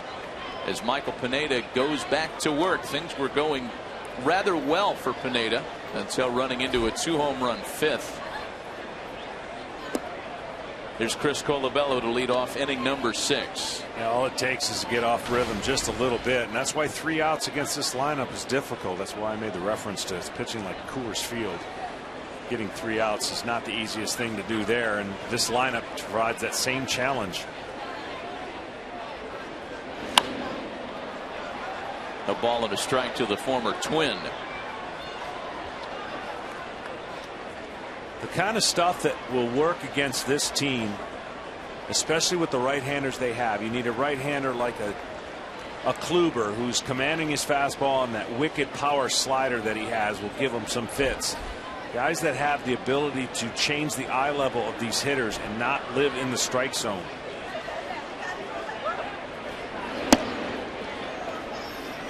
Look at potential future matchups of who could play in the playoffs and the teams that are in there right now. Kansas City shortens the game, and you got to do your damage against the starter in limited time. Colabello takes a strike to make it 2-2. The Astros provide an interesting scenario for teams with their starting pitching. Can they hold on? Yeah, people have tried to compare the Astros to the Blue Jays because both teams hit a lot of home runs. Both have dynamic lineups.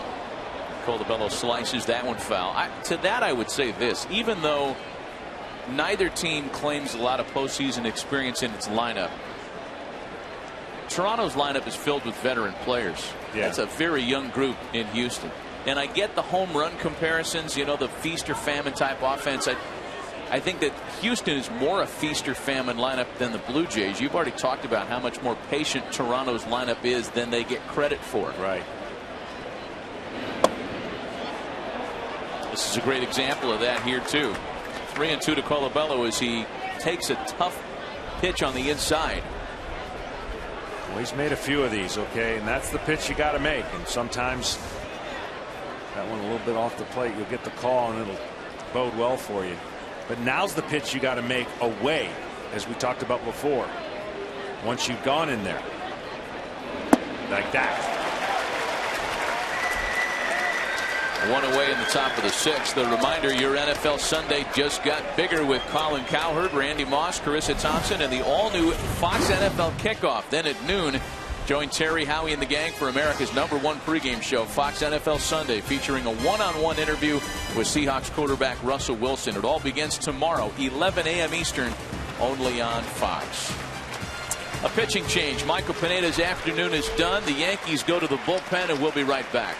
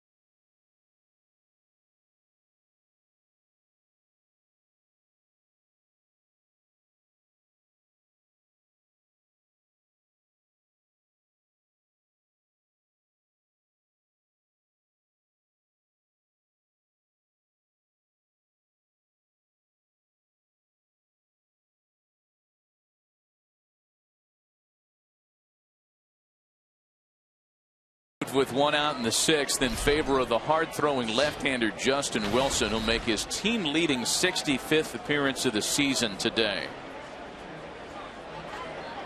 One out, bases empty. Deoner Navarro turns around to bat right-handed, and the first offering misses high and away. Wilson can rush it up there from the left side.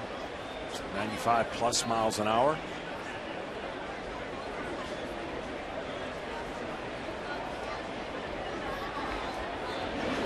Last time I did a game here, I saw something I hadn't seen in a long time, and Wilson was part of it. 2 strikes on the batter, 1-2 count, and Joe Girardi, with a left-hander up, came and got Wilson out and brought in Betances. You were here for that. To Jackie Bradley Jr. And the look on Wilson's face was one that you could only describe like, what is happening? He blows it past Navarro to get ahead 1-2. to button up Michael Pineda. He threw 98 pitches today, right around where they want to keep him, around his season average of 95-ish. And again, had it not been for the trouble, the two home runs rather in the fifth, he'd have left here with a lead. And Navarro has to dance out of the way of that one.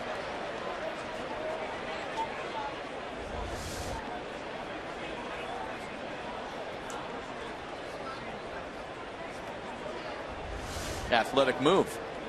Yeah, 7.5.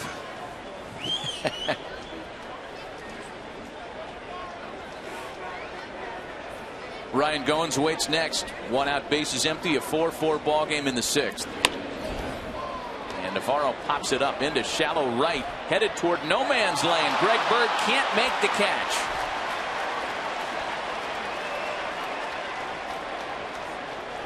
Tell you what, Bird almost made a real nice play. I don't know if Drew messed him up a little bit getting close and looking at the corner of his eye, but as he's tracking this, one of the hardest plays a first baseman can make. And he gets to the ball and just off the heel.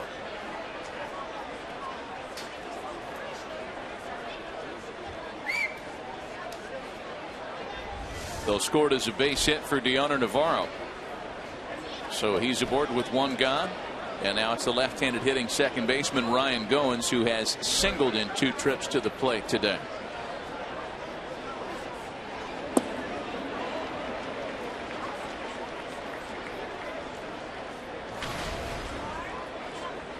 Well, much earlier than Joe wanted to go to the bullpen, I'm assuming, with a 4-1 lead. Yeah. With a 4-1 lead, another game on tap tonight, and no day off on Monday. Goins chops it to second. Drew to Gregorius. Back to Bird. They get them both. Justin Wilson cleans up a scoreless 6th. It's still a 4-4 ball game.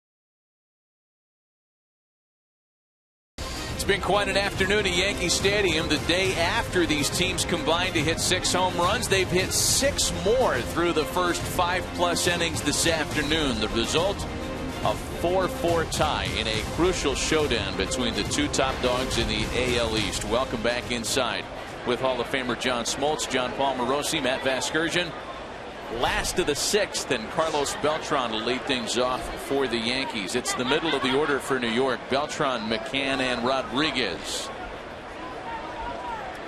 Marco Estrada still out there, having given up the 4 runs on 5 hits. And he starts Beltran with a pitch that misses the corner.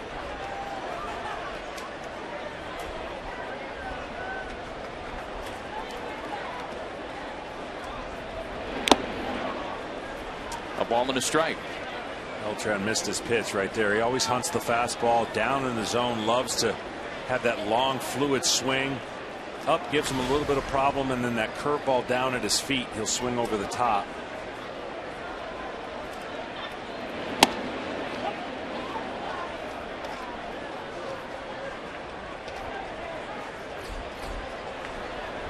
Some bullpen activity. Mark Lowe worked in yesterday's opener, and he is up again today. 2 balls and 2 strikes to Carlos Beltran. Patience there by Beltran. That curveball out of the scouting report of how you're going to get him out.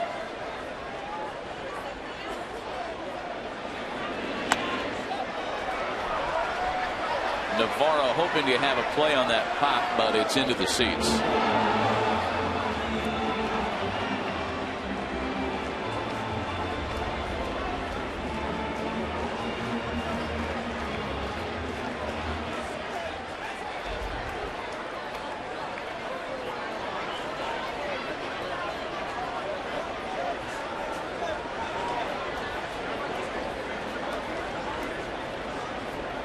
The next 2-2 home, and the count will run full to Carlos Beltran.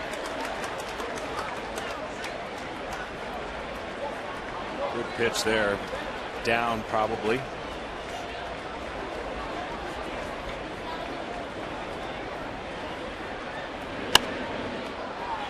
Yes, the Blue Jays have a day off on Monday. Yes, they have a deep bullpen as they have brought additional help up to aid in September roster expansion. You have to believe John Gibbons would like another one out of his starter today. Only 83 pitches into the afternoon for Estrada. That one's bounced foul.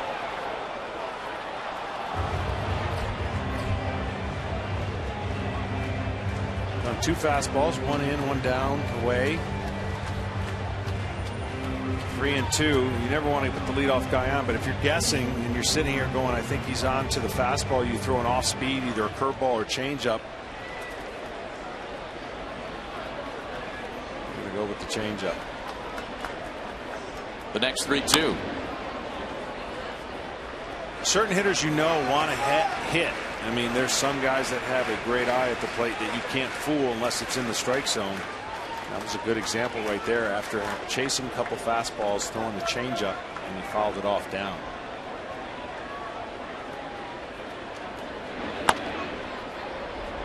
A 10-pitch plate appearance here to Carlos Beltran. You can see Beltran hanging in there as long as he can right there, protecting the plate. After 2 off-speed pitches, now that he's slowed him down, you can speed him back up with a fastball away and try to get either the paint of the corner or an opposite field fly ball.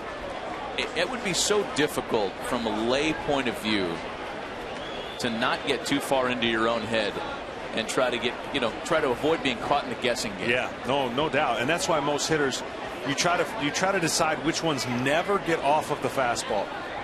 And the reason they're always on the fastball gives you an opportunity to a lot more swings and miss on off speed. Now they're going to go to the fastball away after 2 changeups. The next 3-2 pitch, and Beltran serves it into the opposite field.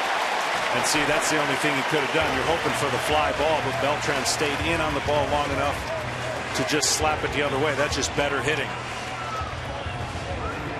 Have a favorite baseball memory? Go to hashtag MLB Memory Bank to share yours. That would appear to be all for Marco Estrada. Go back to the replay. He's staying in here as long as he can. He's been beaten on the fastball because not sure it's going to be a fastball, but he did the job. So neither starter able to complete 6. Estrada's gone with the runner aboard and nobody out.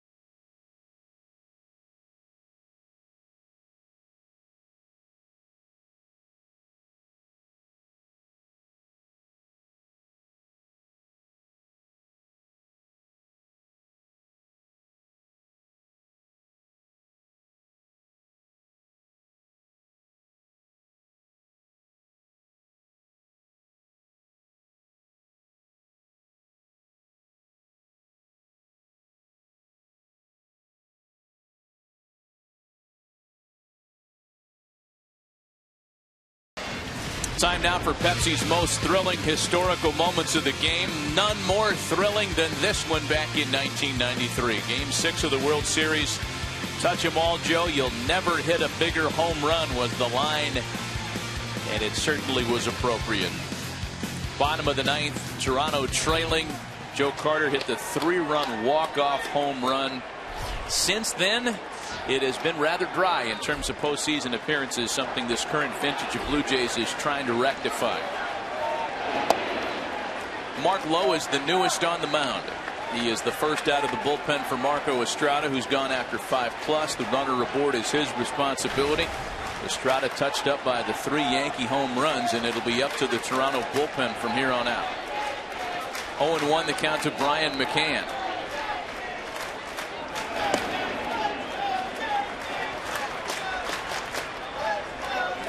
Drop and drive, basic guy, 96-mile-an-hour fastball, 87 slider, sometimes gets underneath it, has lateral break. He's basically a 2-pitch pitcher.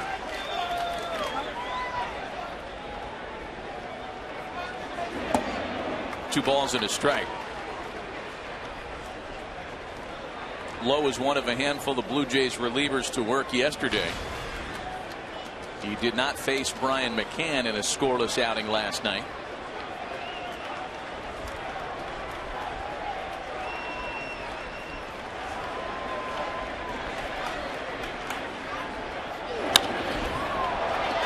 In the air to left for out number 1. Reds and Cardinals have been busy today. They finished a suspended game and are underway for the scheduled affair. Ryan Field has an update in Los Angeles.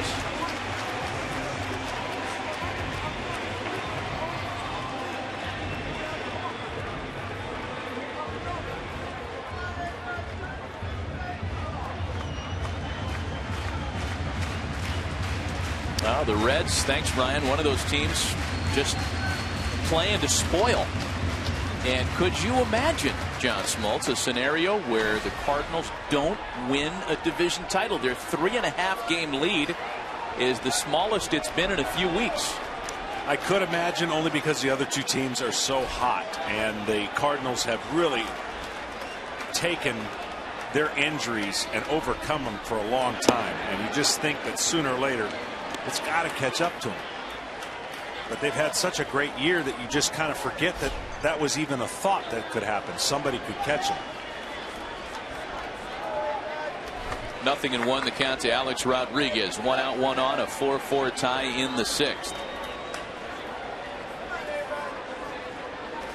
You know, we talked about earlier about the lineup of the Blue Jays reminding you a little bit, or teams being compared to Houston.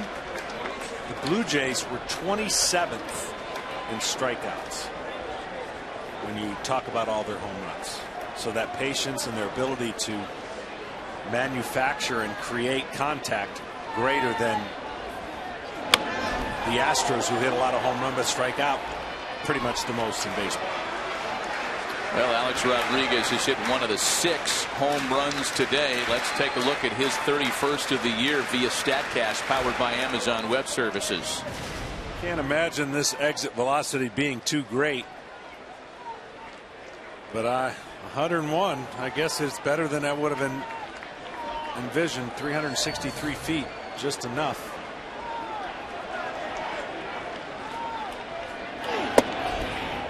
That home run came on a 1-0 count. And, you know, where Alex Rodriguez, as an older player, may not be physically as capable as he was, say, a decade ago, he knows when to leverage a count and has such a good idea as to a pitcher's vulnerability. He's in a hitter's count. And the numbers are striking. A-Rod's slugging percentage when a pitcher falls behind is .951. The league average is .580. On all other counts, his slugging percentage drops to under .400. It's been terrific the last couple of weeks, as those numbers indicate.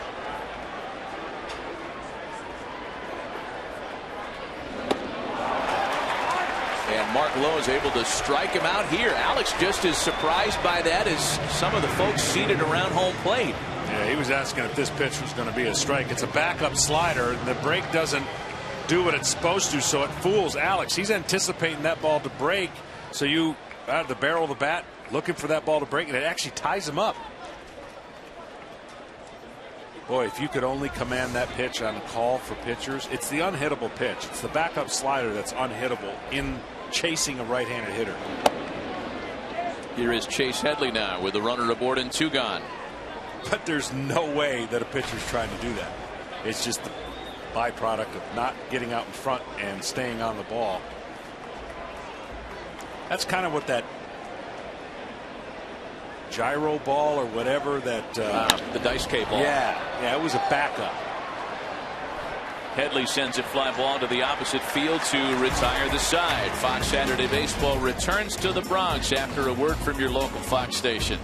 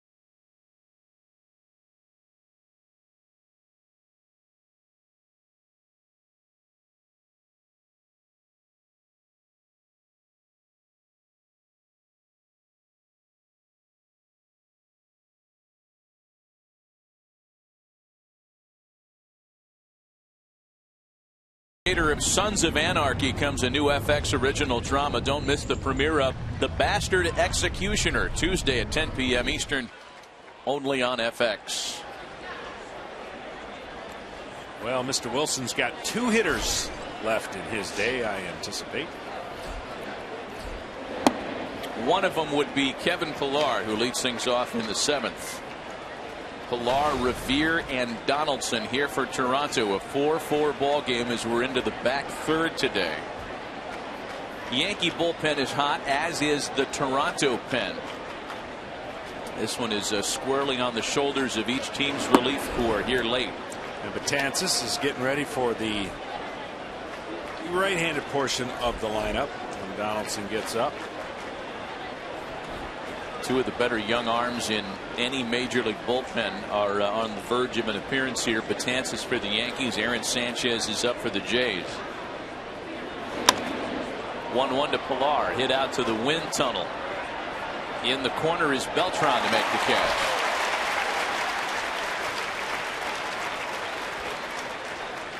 That'll bring up Ben Revere, who among all the acquisitions Toronto made around the deadline may be the sneakiest. He's had just as big of an impact on anybody's roster. JP, Ben Revere didn't get the headlines that say Tulowitzki and Price did, but he has been every bit as important.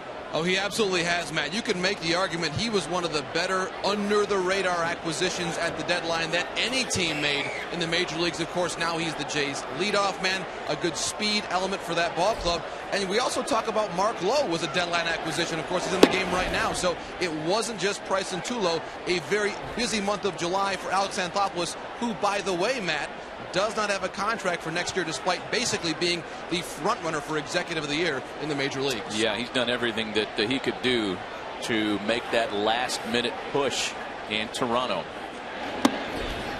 2 balls and no strikes to Ben Revere.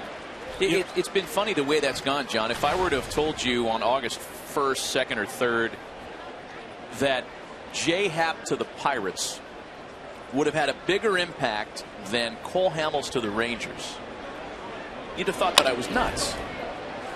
That's bounced to second for Drew, 2 away. Well, the biggest thing is, even thinking along those lines, if you'd have told me on August 1st that the Blue Jays would be potentially 2.5, 3 games in front of the Yankees for the divisional lead, then I'd say you're nuts. Because I think the moves that were predicated on chasing down one team, and there's the move for Batanzas coming up. Yeah, we'll continue that conversation after a quick timeout. A Yankee pitching change with 2 out and nobody aboard in the 7th. We'll be right back.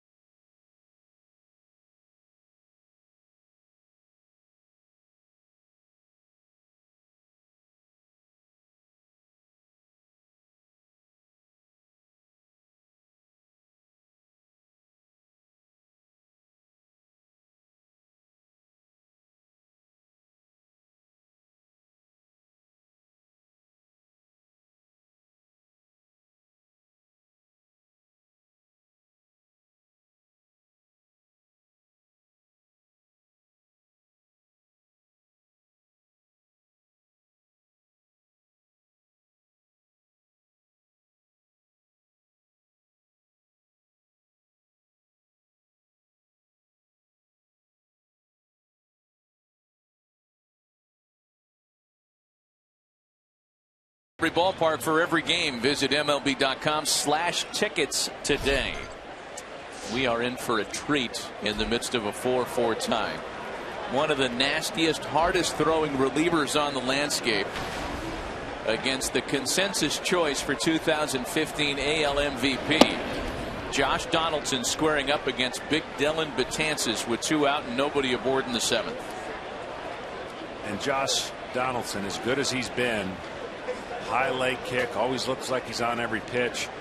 May not see a lot of fastballs. But Josh buckling on a breaking ball that time. 2-0. First fastball up, second one he thinks is going to chase him, and that can have its advantage there as a pitcher when a hitter does that.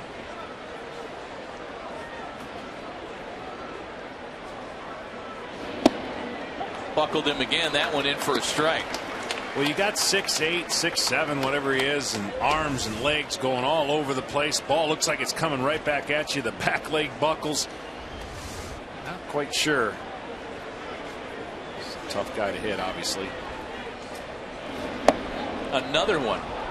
Tripling up on that breaking ball. That one misses. It's 3-1.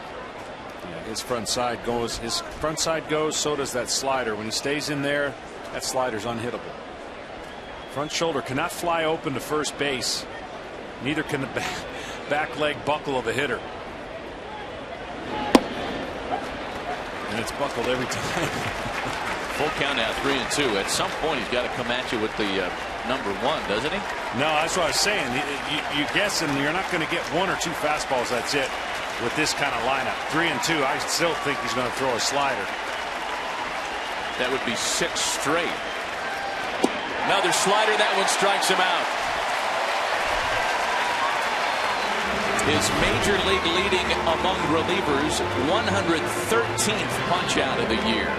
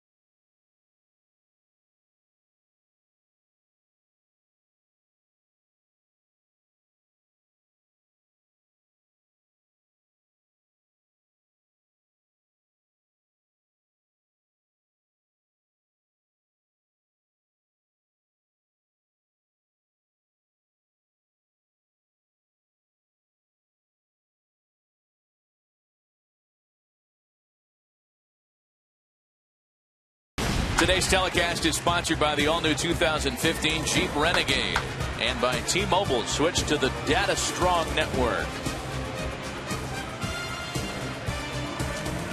Let's see what's going on in the social world. Jose Bautista sending out a turn back the clock picture. A young Joey Bats.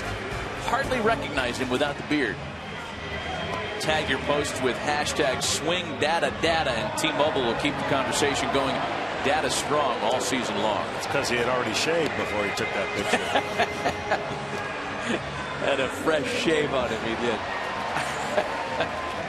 A 4-4 ball game. Aaron Sanchez takes over out of the Jays bullpen. We just saw Dellin Betances, and another of the promising young right-handed relievers in baseball makes an appearance today. Yeah, Sanchez has so many capabilities. He can start, he can relieve. He was in between competing for a starting job in spring training. Kind of really doesn't have the true identity yet, but he's got electric stuff, and they like him where he's at right now. Yeah, there's been so much conversation around the best place for him because of his huge upside, as you mentioned, John. People feeling like he could close, people feeling like he'd be better served in the starting rotation, but he has settled into a nice spot.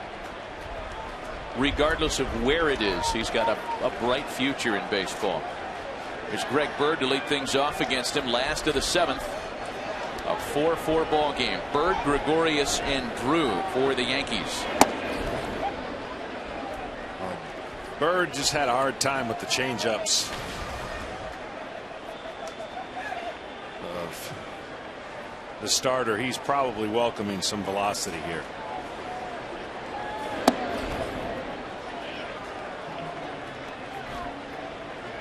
Estrada just had him off balance, and both the times that they faced Bird looking for something he can pull.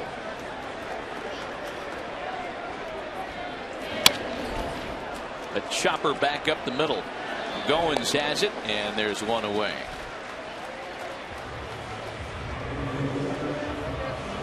Our DraftKings game reset. 6 home runs in this game. And if you played Alex Rodriguez or Brett Gardner or Chase Headley or Jose Bautista, Edwin Encarnacion or Ben Revere, you got a home run. Got them all. No.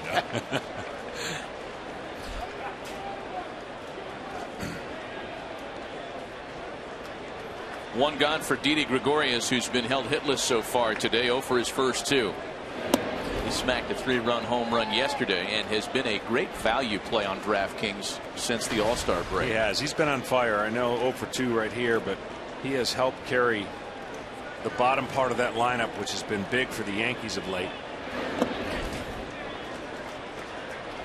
As the top 3 guys have kind of floundered a little bit, although Gardner has picked up the slack last couple games. You know, Joe Girardi has contended for the last couple of months that for Didi Gregorius, it's as simple as settling in, tuning out a lot of the noise. I mean, we're all aware of the huge shoes that he's attempted to fill this year. Trying to replace Derek Jeter is like, I mean, it's like trying to replace Derek Jeter. Yeah. You're not going to win. And once he's been able to kind of get past that, get used to New York, and tune out those expectations, that's what's allowed him to take his game to the next level.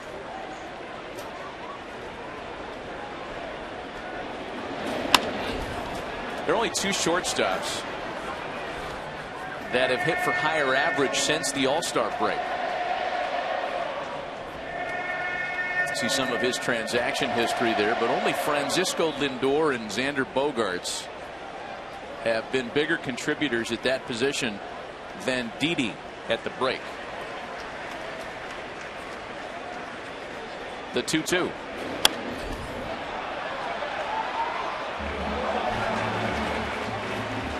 That's just easy 97, 98. Effortless. Down. Hitter seems like he's just trying to get a piece of it and waiting for something that might not be on the corners. The next 2-2. Boy, that is a tough take. My goodness. Sanchez not benefiting from the inside corner at all. John Gibbons saying the same thing.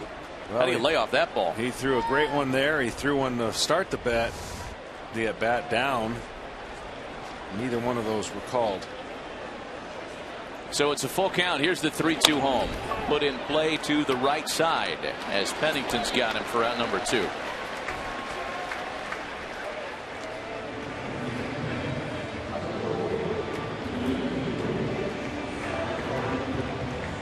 So now Stephen Drew, who has drawn a walk in his 2 trips to the plate today.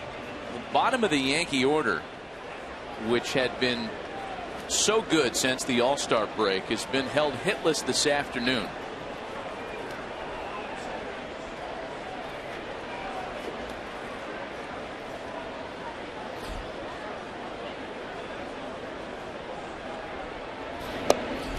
A ball and no strikes to Drew. Betances will eat up the 8th. More than likely Miller will have the 9th, whether it's tied or not. It stays the way it is. See what Sanchez does for Toronto, if he eats up one more inning or not. It really makes bullpen management in the nightcap interesting, because especially for New York, if Joe Girardi gives you Betances and Miller in game 1, as tempting as it may be, I'd be very surprised to see either one of those guys in the nightcap. Yeah, I mean, one of them could pitch the 9th if they've got the lead and a chance to win, but this is the pressure that Joe's got on him now, is he can't afford to let this game sneak away. Once you use the weapons you have, you're going all in to win this game. Even though you try to win every game you're managing, there are things that you have to think in the future. And a doubleheader is one of those right there, that you can't utilize your weapons as much as you would like in one day. He really doesn't want to use his reliever twice if he can avoid it. Drew slaps it to the right side. Pennington makes a great play, gets it to Colabello in time to retire the side in order. Nothing in the Yankees 7th to the top of the 8th, still tied at 4.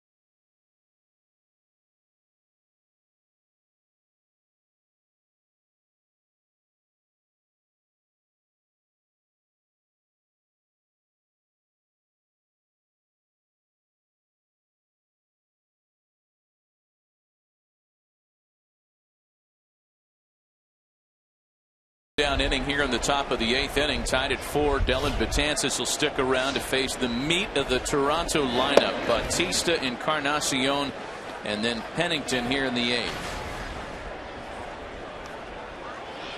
Joey Bats is homered today, his 34th of the year, a solo shot in the fourth, a rare opposite field home run for him. In fact, so rare it was his first of the season.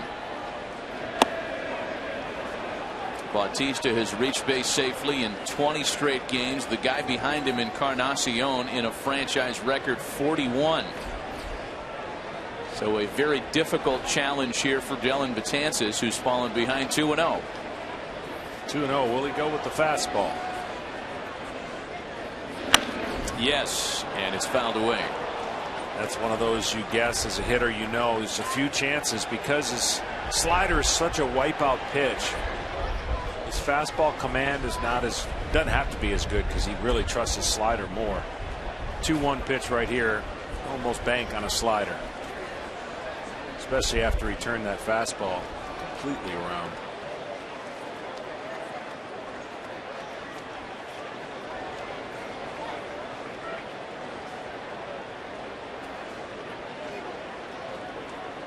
Here's a 2-1.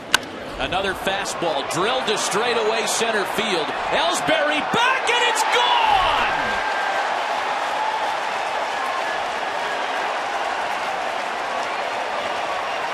Jose Bautista, second of the ball game, has given the Toronto Blue Jays their first lead of the day. Well, McCann put down the slider, and Betances shook it off. That's one he wished he wouldn't have shook off. Fastball down the middle. This ball is tattooed. This guy, one of the best fastball hitters in our game, and he showed why. Here's Encarnacion now. Jose Bautista has been a one-man wrecking crew against the New York Yankees.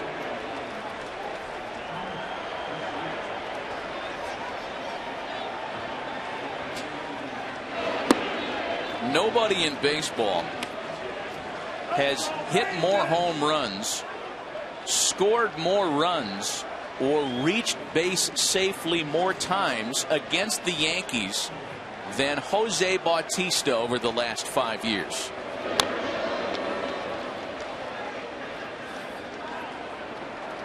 The 7th home run of this game breaks the 4-4 tie. Man.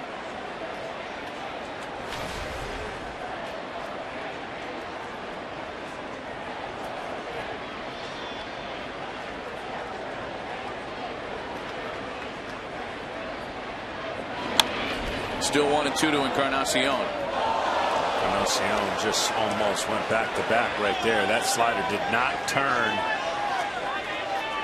Encarnacion falling down after taking a big swing. McCann's got to get outside a little bit more to get this pitch to break away.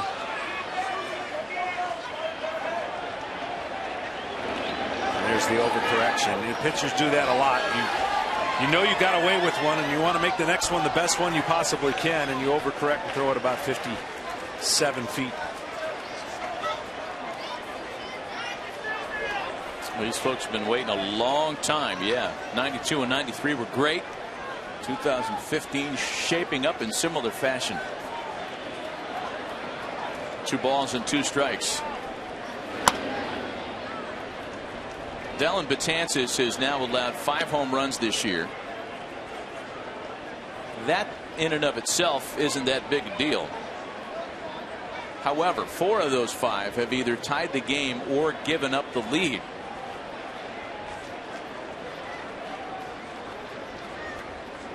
Two balls and 2 strikes to Encarnacion. Full count now. He's kind of painted himself in a corner, has Betances, with his inability to hit with his fastball. So 3-2, you got to go to a slider. At least that's what you're thinking, because that's the pitch he's gone to the most times he needed it. Encarnacion loses the bat on strike 3.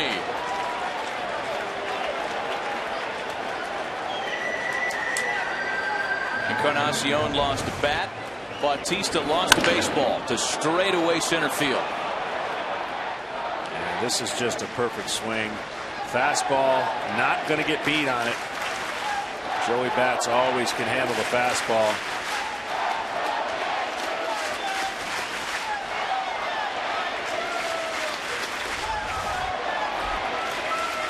Here's Pennington now, and he one-hops the first pitch past Stephen Drew on into right.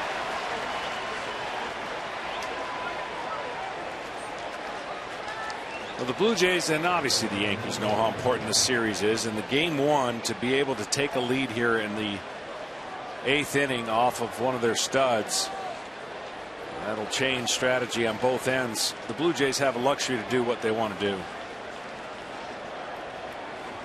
Started play, it was a 2.5 game separation between the Yankees and Blue Jays for first place. New York hanging on to that top wild card spot.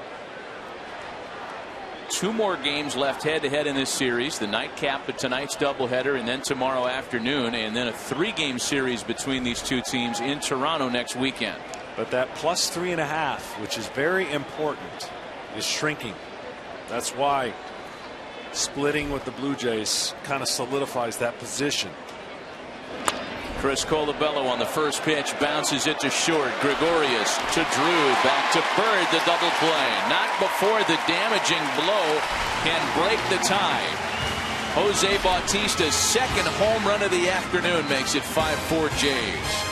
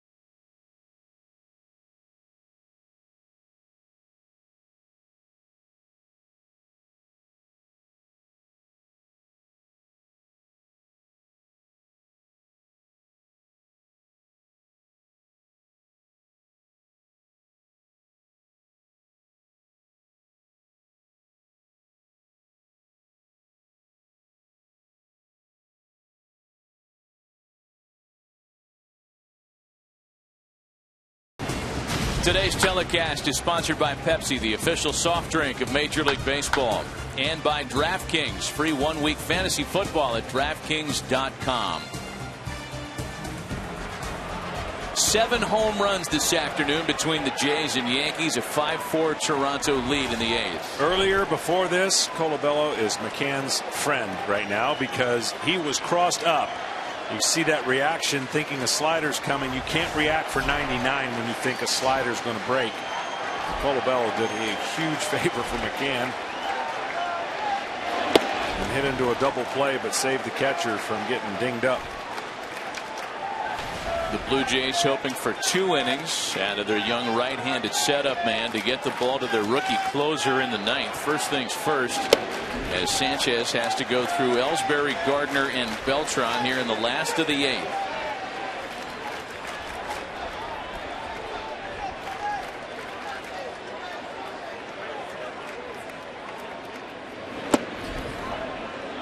It's hard to believe the way the Blue Jays have come in here, John, and swung the bats over the last 2 games, that not long ago, at one point, Toronto had lost 17 consecutive games at Yankee Stadium over a 3-year period. 17 straight. A win here in this one would be a franchise record 6th consecutive win in the Bronx. This has not been a place where the Jays have held up very well historically. No, and it wasn't even close. Like, I mean, they knew coming in here, it's like, shoot. I mean, kind of liking it when when Boston Red Sox were pushing around the Rays, and the Rays didn't have any respect, and then all of a sudden they started that turnaround and started winning and started feeling like they belong, and that's where the Jays are right now with the Yankees. It's like, not only do they believe they belong. Tying runs on base to start the last of the 8th.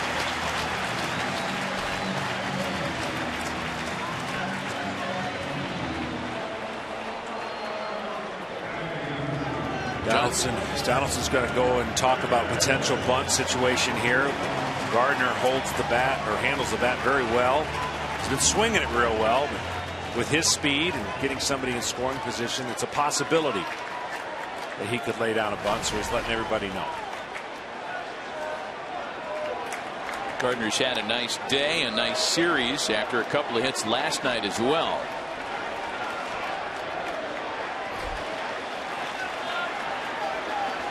Ellsbury swiped 18 in 26 attempts this year as Ellsbury stays put, and Gardner takes a strike.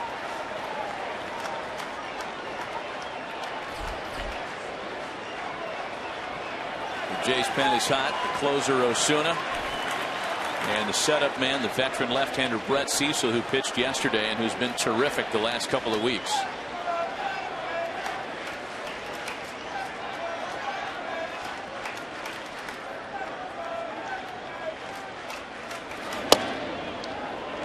Couple of thoughts here. First of which is that the Yankees don't run nearly as often as you may think, especially when you consider the speed between Gardner and Ellsbury at the top of the lineup. Only 3 teams have stolen fewer bases than the Yankees this year. They've been very quiet on the base paths since the All-Star break.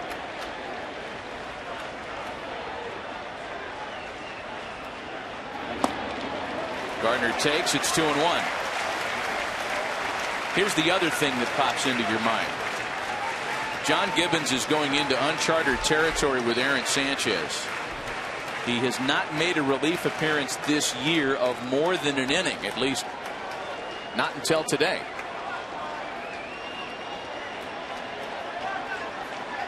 Sure, a lot of it has to do with the doubleheader. Ellsbury stays put again as Gardner sends that one foul. It's 2-2.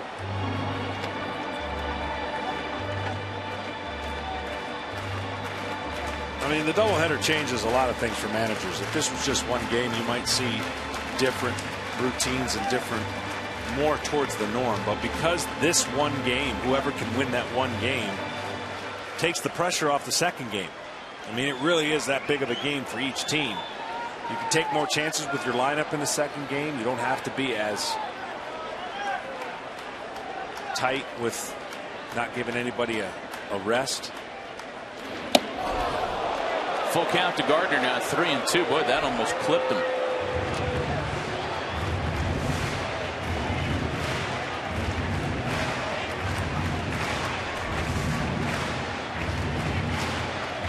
Sanchez is going to have to trust his sinker down the middle of the plate, see if he can get Gardner to hit the ball on the ground. Navarro, last time he was in this situation, centered him up over the middle of the plate and let his natural velocity beat the hitter.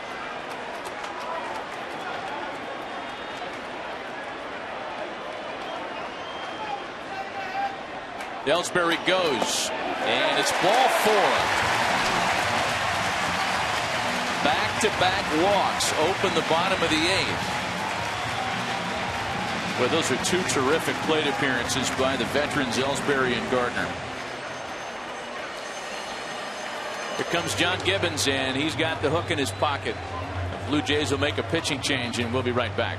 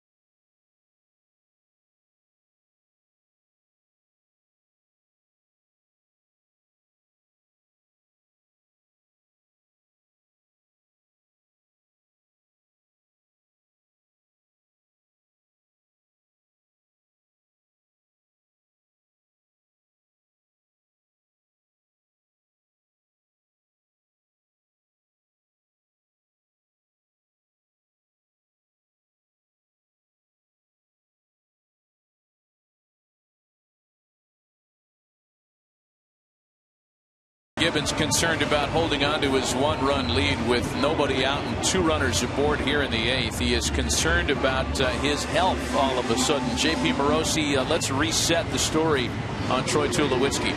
Yes, Matt. Troy Tulowitzki injured his back, it appears, on the 2nd inning collision with center fielder Kevin Pillar.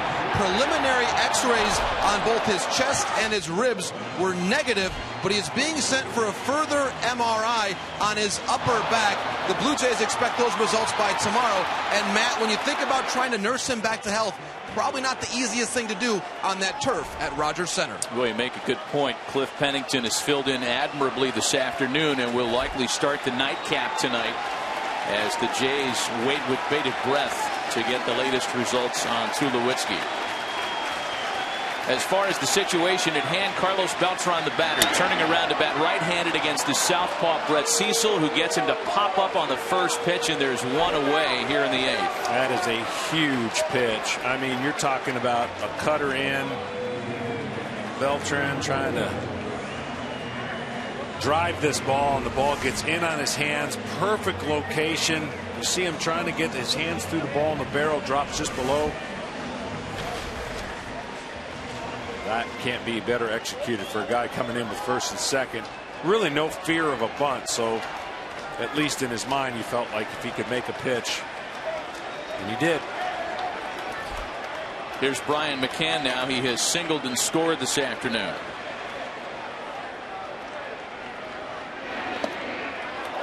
That one bounces away from Navarro. A free 90 feet for Ellsbury on the wild pitch. Gardner was unable to advance from first, so the double play is still in order here. Yeah, I was watching Gardner, and he was a little disgusted that he wasn't able to read this as well as Ellsbury did. As a trail runner, you're kind of looking at 2 things. Not only the ball, but what the lead runner is doing in front of you. And see, he's got nothing to worry about at first and just can't pull the trigger. And it's got to be right away. You can't hesitate at all.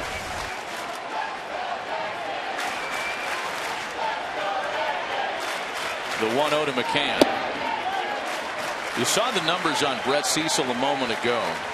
They don't tell the entire story on his season, because as good as he's been all year, he has been really good the last month. Not only is his 24-inning streak the longest active in the American League, it's the longest scoreless inning streak by an American League reliever this year. Look out for the shattered bat. That one's lifted foul. Bat was fair. The ball was not.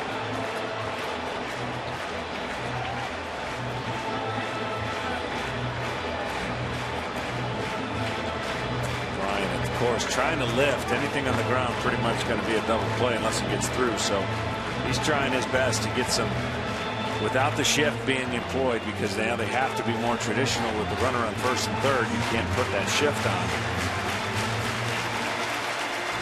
Cecil and the Blue Jays would love to dial up that ground ball to avoid that guy waiting next.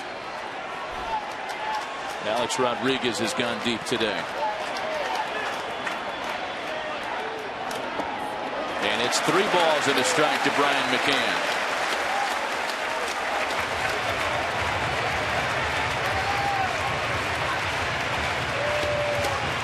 This is just the second at-bat all game that the Yankees have had with the runner in scoring position. It's rare to say that of a team that's already scored 4 times, but all that came on home runs. And it's a full count now. Well, now what do? You trust McCann's eye of the strike zone and send Brett Gardner? And I think you almost have to. Trust McCann's going to put it in play. Runners at the corners, 1 away, a 1-run ball game, last of the 8th. Here's the payoff pitch home, and McCann shoots it back up the middle, and this game is tied. Gardner to third. The throw there is late, and the go-ahead runs 90 feet away with only 1 gun in the 8th. What a big at-bat from Brian McCann.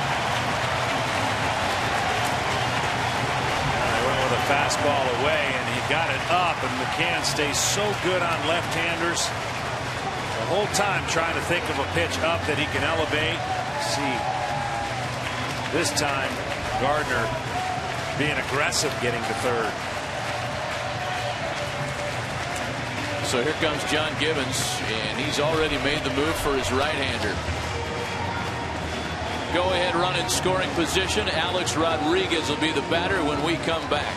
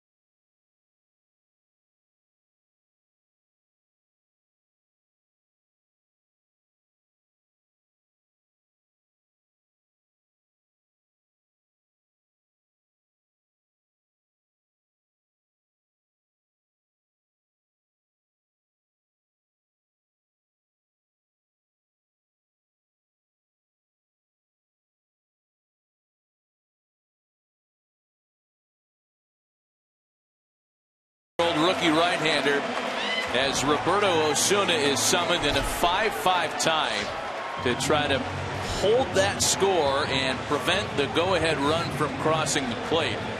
That go-ahead run is Brett Gardner. He's at third, runners at the corners, and Osuna has to go to work against the three-time All-Star Alex Rodriguez, a three-time MVP rather, Alex Rodriguez. Osuna certainly has the fastball, slider. And he's looking, even though it's not a save opportunity, trying to keep this game going. A-Rod has homered today. A two-run shot in the fourth.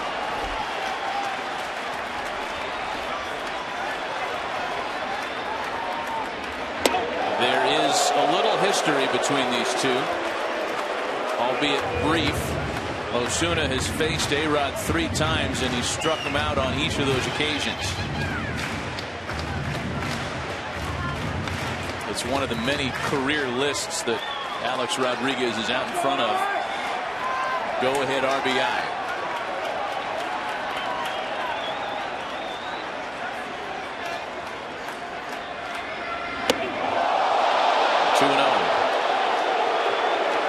Fans reacting to the histrionics at the plate. Up and in and uncomfortable for anybody.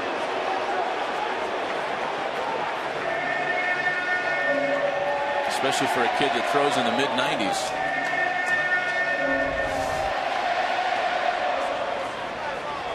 Just getting underneath it real quick, trying to race the ball up there. Sure, trying to crowd him. This is that count you were talking about, man. Advantage A-Rod.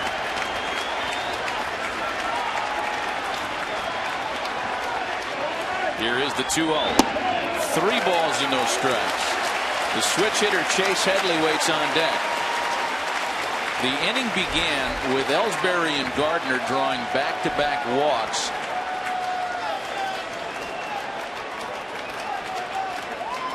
Brett Cecil came out of the bullpen, retired Beltran, and then Brian McCann, who had been quiet against left-handed pitching of late, cashed in against the southpaw. His RBI single tied the game. Runners at the corners with one away. 3-1 to A-Rod to give himself a green light. Why not? Yeah, it's an interesting choice, really, by Gibbons, because you think about using your closer on the road in a tie game in a high leverage situation where he'd have to pitch extremely well to keep the game tied. No guarantees you're going to win this game, and you may not be able to use him for the second game, so he's hoping that he can get out of this situation at least unscathed with the winning run or go-ahead run at third. There's ball 4. That loads the bases with one gone. And the fact that there's another game today, and we keep having to remind ourselves of that. We talked about how it affects the Yankees with their short start yesterday on Luis Severino. In game 2 today, John Gibbons is going to give Marcus Stroman his first start of the year. Nobody expects Stroman to give you 9 innings. Yeah. The bullpen's going to play a role for the Blue Jays at some point. Well, John knows that you're going to get a pinch runner for A-Rod. He knows that Andrew Miller's going to be in the game.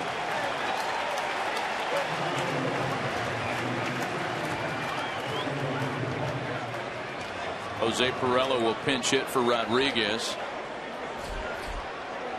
Will pinch run, rather, as he takes over at first base.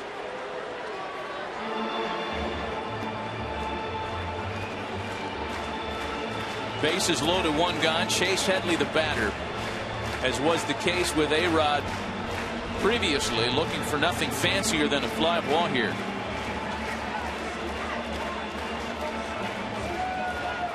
Great speed at third, so medium depth fly ball gets the job done.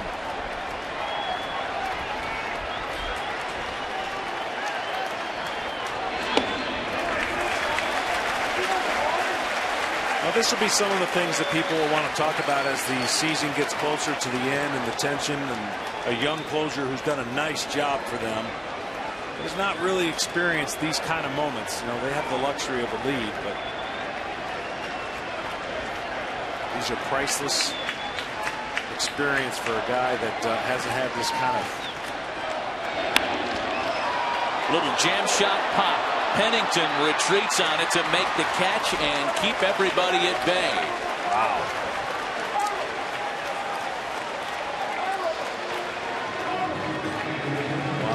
Wow. This thing just gets up and in on his hands, looking for it away, but look how it rides up and in, and you see the barrel of the bat drop down. He couldn't get on top of that pitch to drive it. Well, how appropriate would this be now? Greg Bird, the batter for the Yankees, in a 2015 season that's been defined by outstanding rookie players. A pair of them here. The combatants in a very high leverage situation.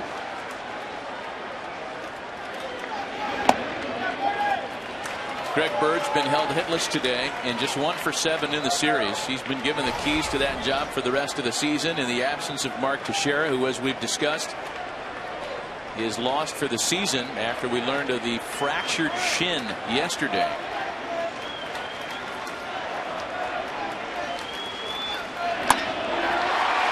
Bird one-hops to second. Cliff Pennington saves the day. A guy that didn't even start the afternoon in the lineup. Pennington with a pair of fantastic plays to keep the game tied in the 8th.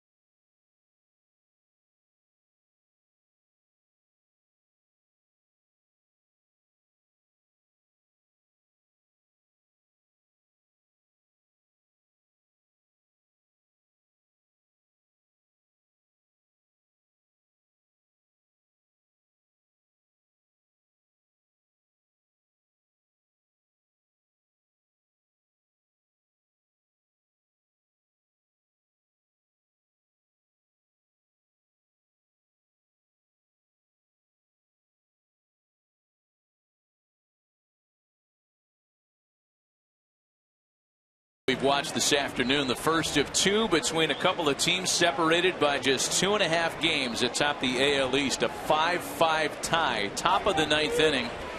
And the Yankees will select their closer, Andrew Miller, to go to work here in the top of the 9th. That's just an unbelievable play. I under the circumstances. The Yankees had the go-ahead run at third with one away after tying it earlier in the inning. And Toronto's able to wiggle off the hook. Greg Bird hit a rocket to second. Cliff Pennington, who came on due to injury to Troy Tulowitzki, made a play that, for the time being at least, saved things for Toronto. I mean, you got to gauge that perfectly. That's great hands. Didn't panic. A rocket one hop. Really game saver. Deoner Navarro pops it up. Bird makes the catch, one away.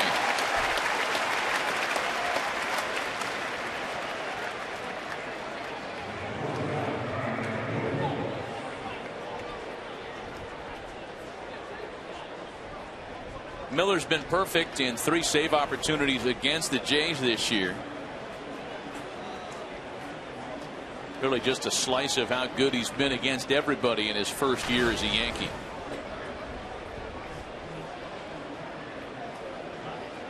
Here's Ryan Goins now. The Toronto second baseman moved to shortstop after the Tulowitzki injury. This is a tough matchup for Mr. Ryan Goins. Tall, nasty slider throwing lefty. Quickly behind 0-2.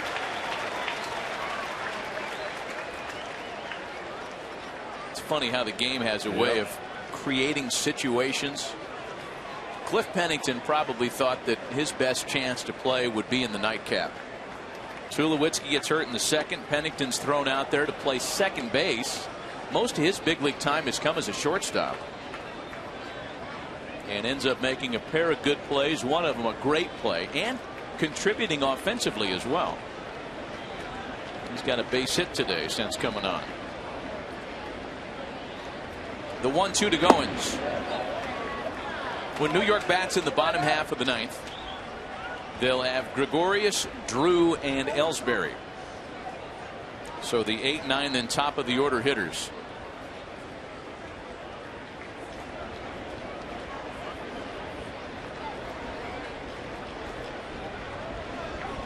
Two balls and 2 strikes from Miller to Goins.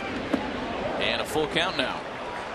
Tell you what, Goins has shown 3 good discipline approach here with 3 sliders that have missed. I think you could sit on a fastball right here and trust that anything over the middle, you now have an equal chance at 3-2. And if he throws you a slider and you swing and miss, go tip your hat. Say that's nasty. The 3-2 home. That's nasty.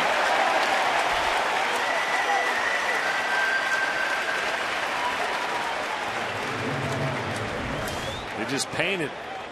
Nothing you can do.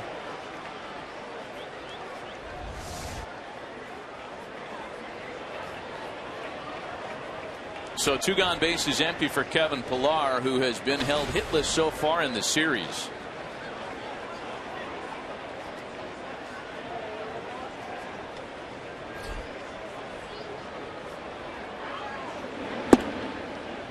You've watched Miller pitch throughout his career, and he's been a guy that's, after having all the high pressure on him as a first-round pick, then going through some high-profile control troubles. He's been traded a couple of times. Has he always worked on the far third base side of the rubber like that? For most that I can remember, and the control problems come from the lack of command of his fastball. He's got a long arm, slings it, maybe drops his arm just angle a little bit. That's helped, but that wipeout slider and the condensed mechanics now of just simplifying and going forward, not a high light kick. As long as his body doesn't get out too far in front, that long lever, his arm is able to catch up. A strike to Pilar, 2-1. First round pick back in 2006 by the Detroit Tigers. As we mentioned, he's worn a number of different uniforms in his career.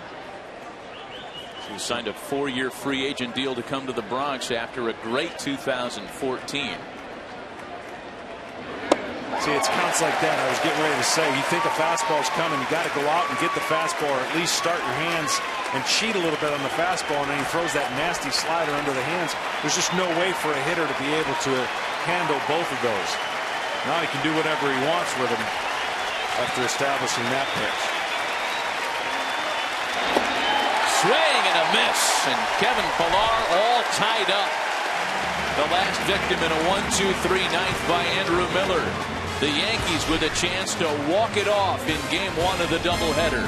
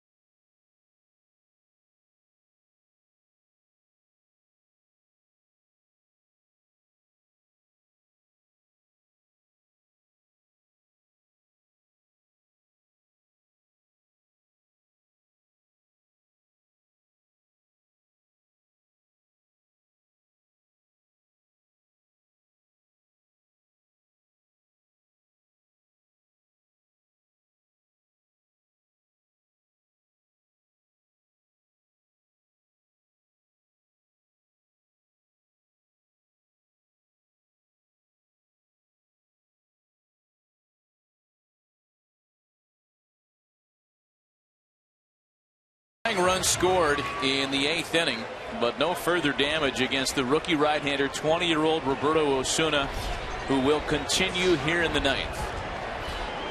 We'll try to tip this into extra innings and go through the combination of Gregorius, Drew, and Ellsbury here in the New York half of the 9th. A 5-5 ball game, an afternoon that's seen 7 home runs, including a pair by Jose Bautista. Gregorius hit a 3-run shot yesterday in the opener. There have been 13 home runs hit in this series so far. And it's 2-0.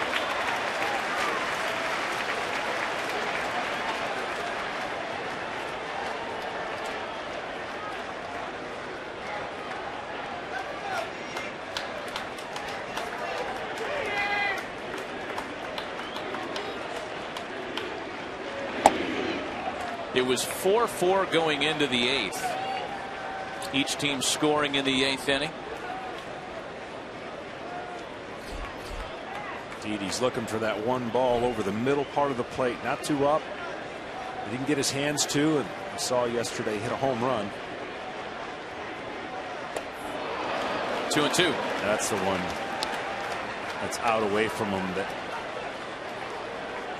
the results will be exactly that. He needs the ball down and in a little bit more.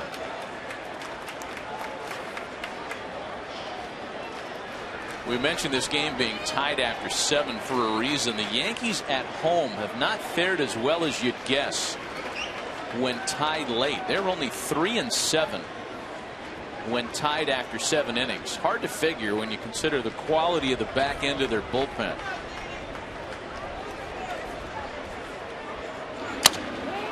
A broken bat roller to first for Colabello, and 1 away in the last of the 9th.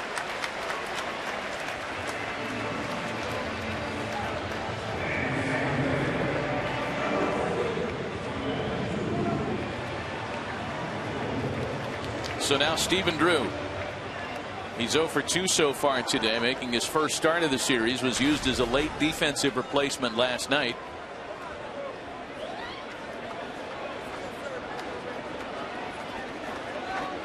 Certainly more than capable of turning on one, as the 17 home runs indicate.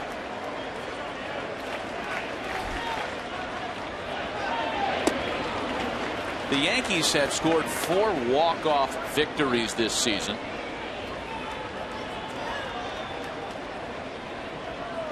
And by way of comparison, that is one of the lower totals in baseball.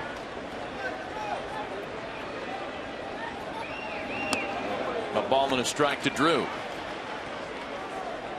Ivan Nova and Marcus Stroman on tap later on today.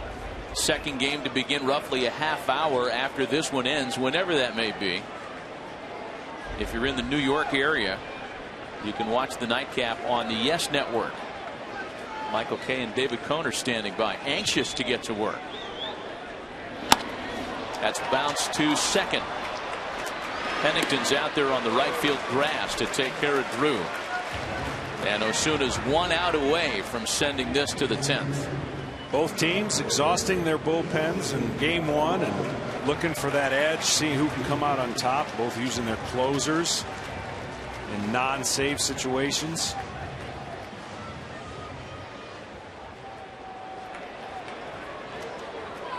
See if Joe is going to ask his guy to go one more inning in the top of the 10th if they don't score a run here. Well, there is nobody up in the Yankee bullpen.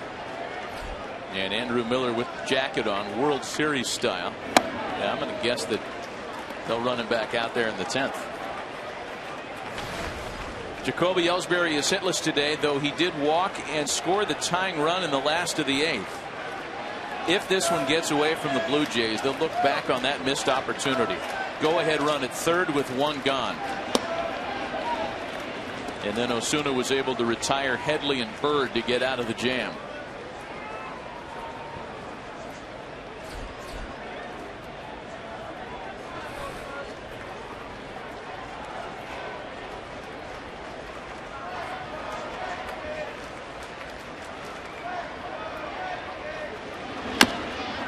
Chopped up the middle. Goins had him played well. Had to double clutch, but still has plenty of time to get Ellsbury and send this game to the 10th inning. Still tied 5-5.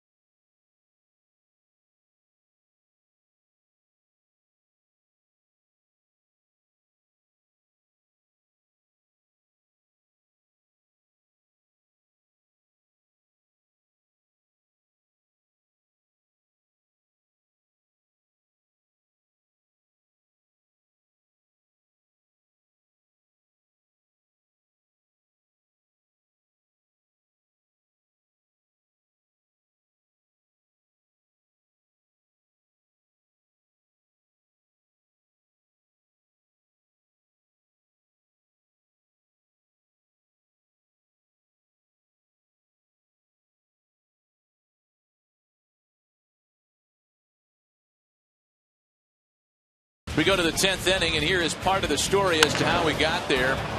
Tied 4-4 in the 8th until Jose Bautista's second home run of the afternoon. The Yankees would get that run back on a Brian McCann RBI base hit in the bottom of the inning. New York did have the go-ahead run at third with less than 2 out, but they failed to push it across the plate. And that's where we stand. 5-5 headed to the 10th. Back with Hall of Famer John Smoltz, J.P. Morosi, Matt Vasgersian. Been a fun ball game to watch. One that has yielded 7 home runs. And a number of moments in which you thought one team or another was going to have enough to hang on. Andrew Miller beginning his second inning of work as he gets after the top of the Jays lineup, Revere, Donaldson, and Bautista. Yeah, top of the lineup is why he's back out there. This is the Jays lineup that is awfully tough, no matter who's on the mound. Revere slaps that one foul. A ball and a strike. And the guy who really hasn't had a lot of good swings that I'd be scared of next would be Donaldson. After hitting the home run yesterday, 0 for his last 7 or 8, and those are the guys I worry about when they're in that stretch. Yeah, I'd circle his name as well. Little bouncer to second for Drew, and 1 away in the 10th. I think you'd circle Josh Donaldson's name regardless, because when you lead all the baseball in runs scored, RBIs, extra base hits, and total bases, you have gotten plenty of attention.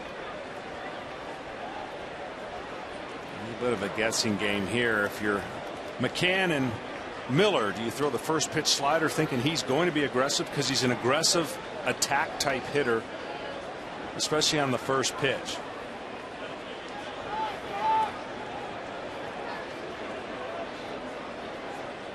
Donaldson has been quiet this afternoon, as John points out, 0 for 4 so far. He lays off the first offering, and it's a ball and no strikes. Check that. That's in for strike 1. 0-1 the count to the leading candidate for American League MVP honors.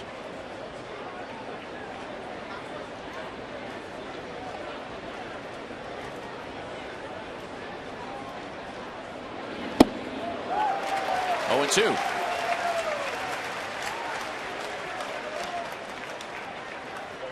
Somebody's going to have to lose this afternoon on an afternoon when their team has hit at least 3 home runs, and it doesn't happen very often for either side that they endure a loss on a 3 or more home run game.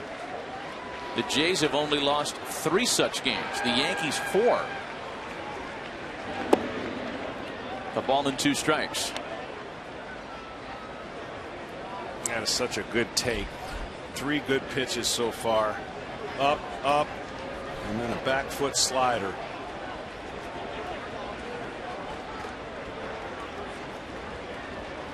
Again, Bautista next with 1 out and the base is empty, and it's 2 balls and 2 strikes to Donaldson.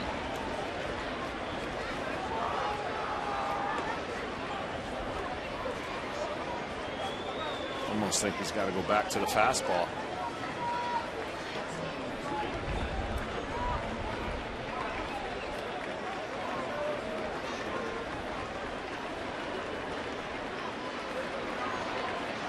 Two balls and 2 strikes to Donaldson. Swing and a miss. Big strikeout for Andrew Miller, and there are 2 gone here in the 10th. Wow, this is just a slider that gets underneath the barrel of an aggressive swing.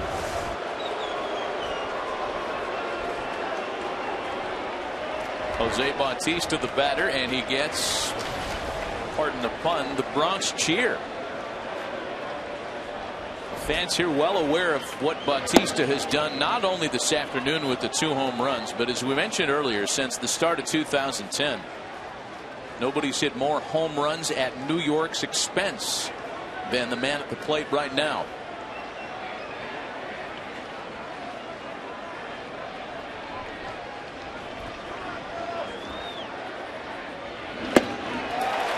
One and 1. When the Yankees bat in their half of the 10th, They'll have Gardner, Beltran, and McCann. And they'll likely go to work against somebody other than Roberto Ozuna. Aaron Loop and Liam Hendricks are up in the Toronto bullpen.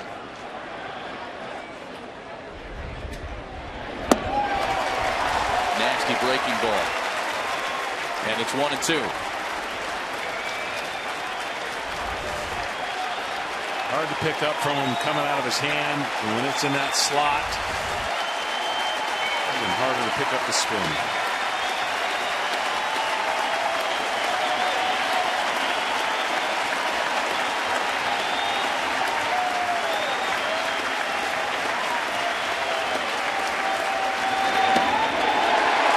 Six up, six down against Andrew Miller in the 9th and 10th. And once again, the Yankees have a chance to walk them off. Still tied at 5.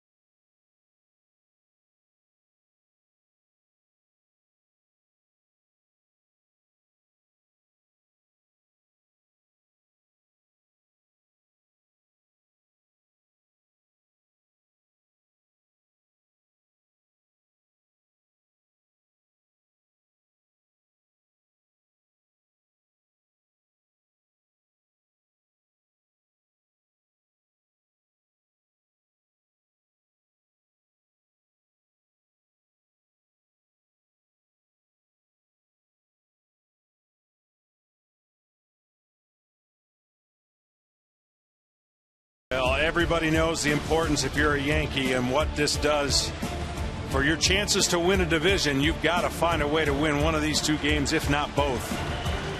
And Miller has done his part, extended the game, and now it's up to the offense. Of 5-5 ties, we go to the bottom half of the 10th. And a reminder for those of you tuning in for Iowa State, we'll get you out there immediately at the conclusion of this one. In the meantime, college football is available streaming live on the Fox Sports Go app and at foxsportsgo.com. Brett Gardner leads things off. Last of the 10th, Gardner, Beltran, and McCann. And it is the left-hander Aaron Loop that takes over on the mound. Well, with all the lefties that the Yankees have, this guy will come in, turn Beltran around. Slow 3/4 slider, slurve, fastball. Tough to pick up if you're a left-hander. The angle which he comes at you, and Brett Gardner's just looking for a pitch up.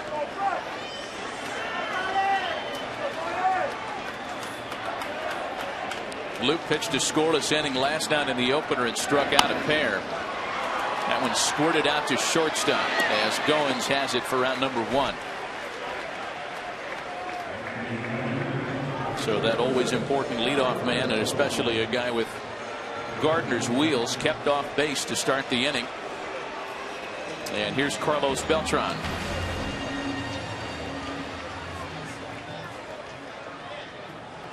Carlos had a chance earlier in the game. He popped a pitch up with the bases loaded. Or first and third, mind you. First offering to him is taken for a strike. He would like to redeem himself here and get one more long ball and reset the Yankees for game 2. 0-2.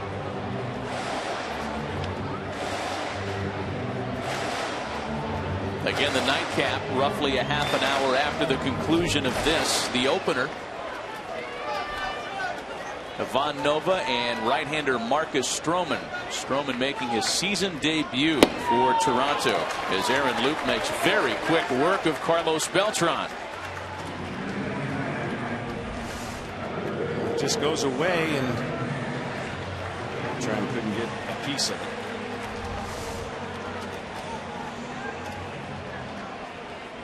McCann with the big hit tied it up. That's the reason we're in this situation here in the 10th. His RBI single in the 8th made it a 5-5 score. Again, the Yankees had a runner at third with less than 2 out, but failed to get that go-ahead score to cross the plate.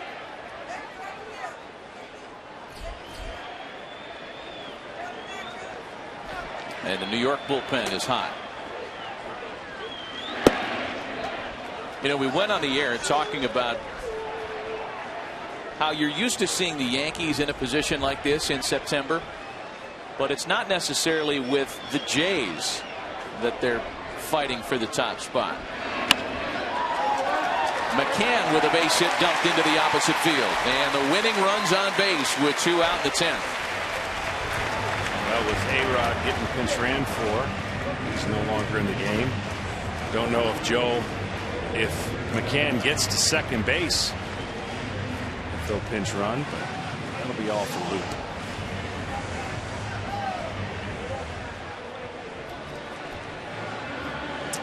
Well, there have been a lot more relievers used in game 1 of a doubleheader than either manager would have drawn up.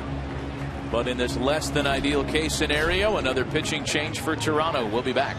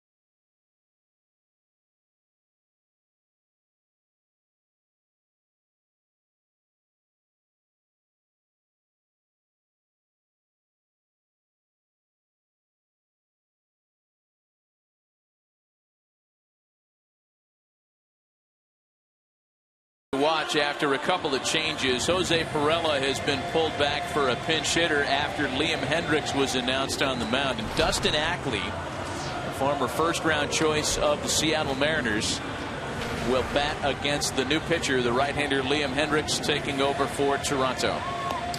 Hendricks can rush it up there.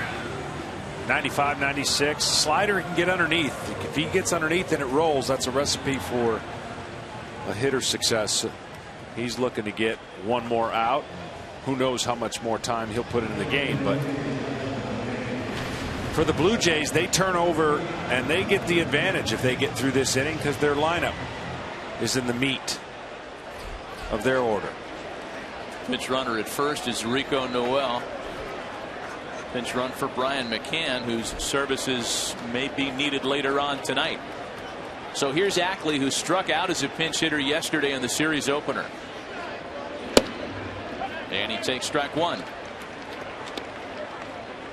Ackley has had limited opportunity as a Yankee ever since being acquired by Seattle, or from Seattle, that is. A back injury put him on the shelf just a couple of days after he was acquired.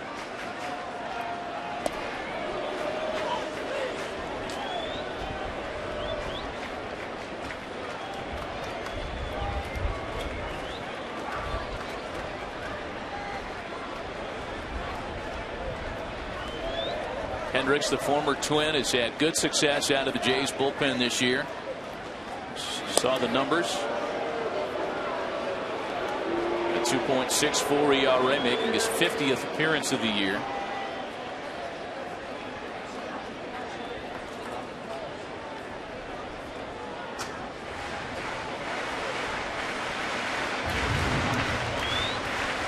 I don't know that either manager is going to have many choices left but to go much deeper into their bullpens and benches.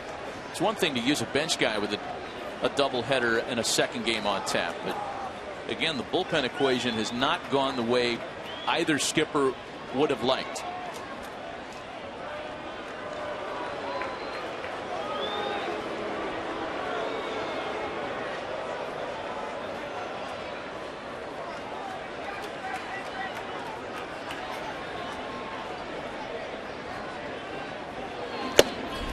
A ball and a strike to Dustin Ackley.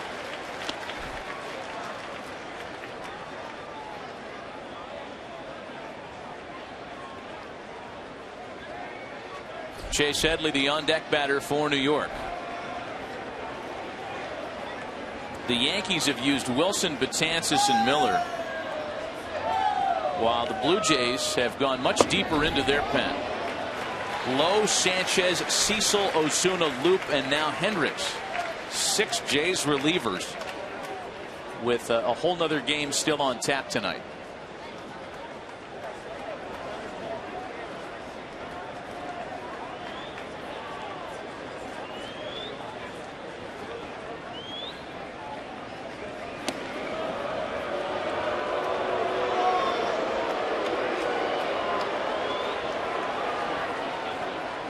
At some point you feel like he's got to try to take the bag. 2-1 count. Probably as good as any. Noel stays put, and Ackley swings and misses.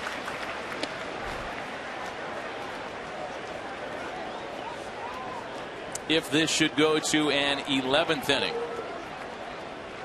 Encarnacion, Pennington, and Colabello scheduled for the Jays. And Brian Mitchell likely to face them on the mound. He's hot in the Yankee bullpen. There goes the runner. Pitch is taken outside. Navarro's throw is not in time. And the winning run moves into scoring position with 2 out here in the 10th. I tell you, one thing he didn't do is keep the tag on him, because I thought by the first look it looked like he slid past the bag. Here's the throw, the tag, and then he leads up. Might have been able to hold that on and catch that back foot coming off the bag. Definitely safe. Watch him keep going.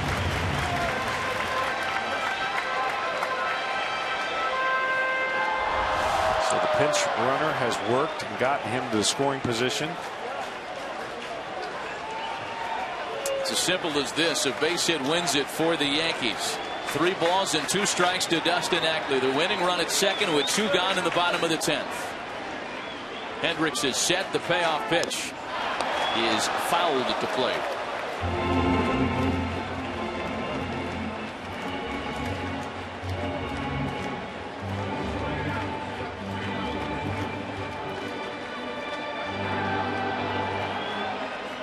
The Blue Jays trying to get this to an 11th inning.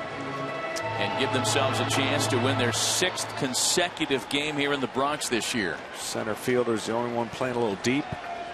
Right and left field kind of shallow. Backley with another chance on 3-2.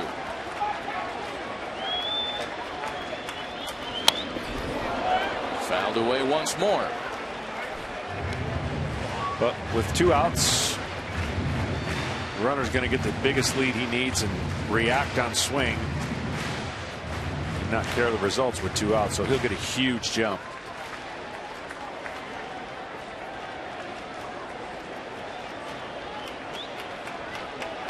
Noel was inserted as a pinch runner after Brian McCann's 2-out single. Here's the next 3-2 home. And they'll try it again. That's the slider I was talking about where he got underneath. Boy, did he get away with one right there. That ball did not break at all.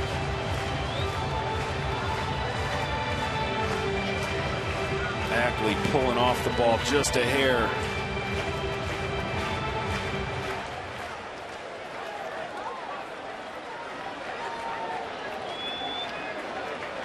Got to bounce one.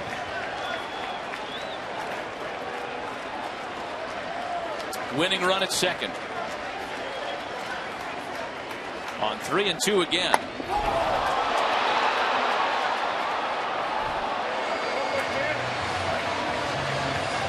I think it's a good meeting right here. When the hitter's pulling off the ball and he's taking your fastball in, way foul, good opportunity to trust and break a slider down.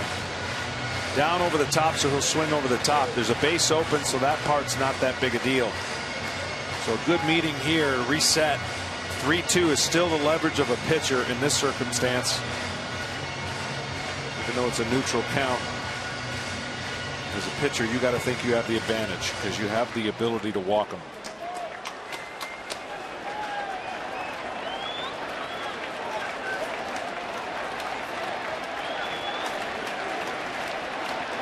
Here we go again. 3 balls and 2 strikes to Dustin Ackley. A bouncer back over the middle.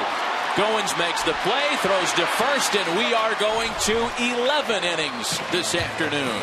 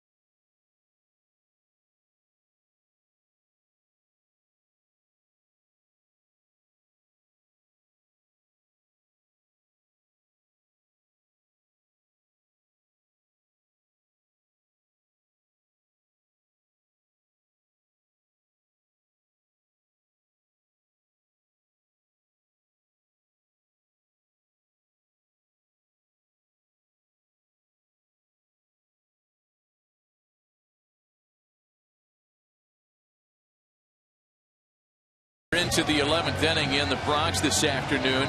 For those of you who were hoping for Iowa State, it is available now on Fox Sports 2 and on Fox Sports Go.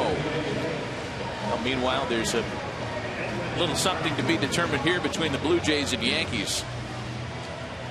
Brian Mitchell takes over on the mound as New York goes to the bullpen for its 4th reliever of the afternoon. Brian Mitchell's hoping to extend this, pass the baton on, keep the ball down, keep the ball out of the air. Wind has shifted a little bit since the earlier part of the game. Potential weather coming in, so maybe the fly balls that were easily going out of the yard might not as easily go with the shift of the wind. You saw John Ryan Murphy, who takes over behind the plate, and Edwin Encarnacion starts out the 11th. 7 home runs again to reset, and a handful of those to the opposite field from unlikely power sources. Guys like Ben Revere, who hit just his 4th career home run today. Jose Bautista is a perennial home run threat, yet not to right field. He hit 1 there today among his 2 dingers on the afternoon. Edwin Encarnacion has also gone deep today. His 32nd of the year came in the 5th. Brian Mitchell has a smooth delivery, even though he's fallen behind 3-0. You saw the slider right there, and he throws a cutter, but has a real good 12-6 breaking ball. 3-0 is not a take right here.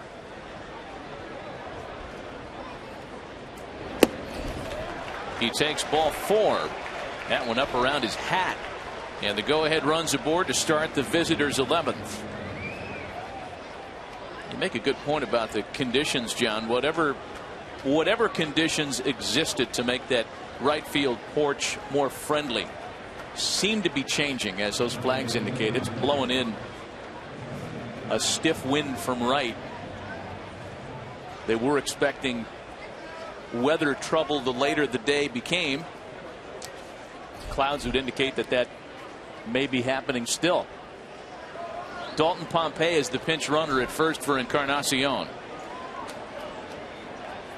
And here's Cliff Pennington now. Let's see a bunt coming out of Cliff here. Strategy, get a runner in scoring position.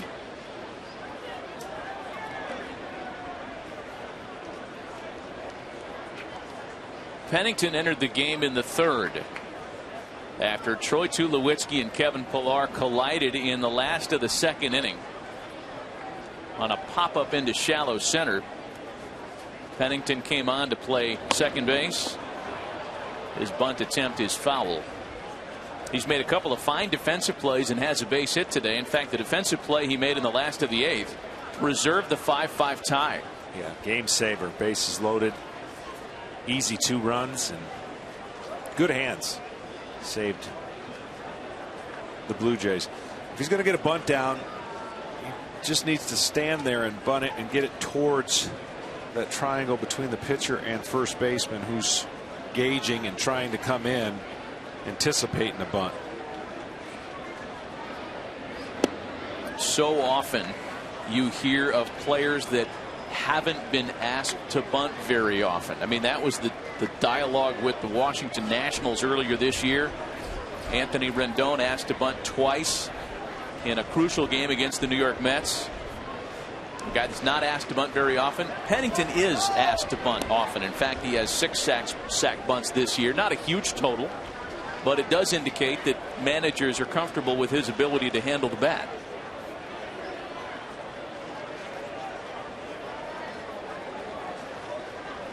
A ball and a strike from Mitchell to Pennington with the go-ahead run aboard to start the inning.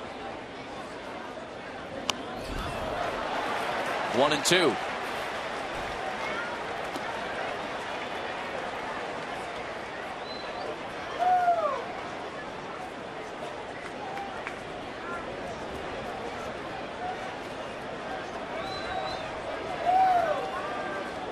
Pennington acquired, John, after the non-waiver trading deadline, an August deal. Jays just looking to shore up the middle infield. Pompey runs, and that one's bounced foul. He got a huge jump, but with 2 strikes, of course, you got to protect the plate.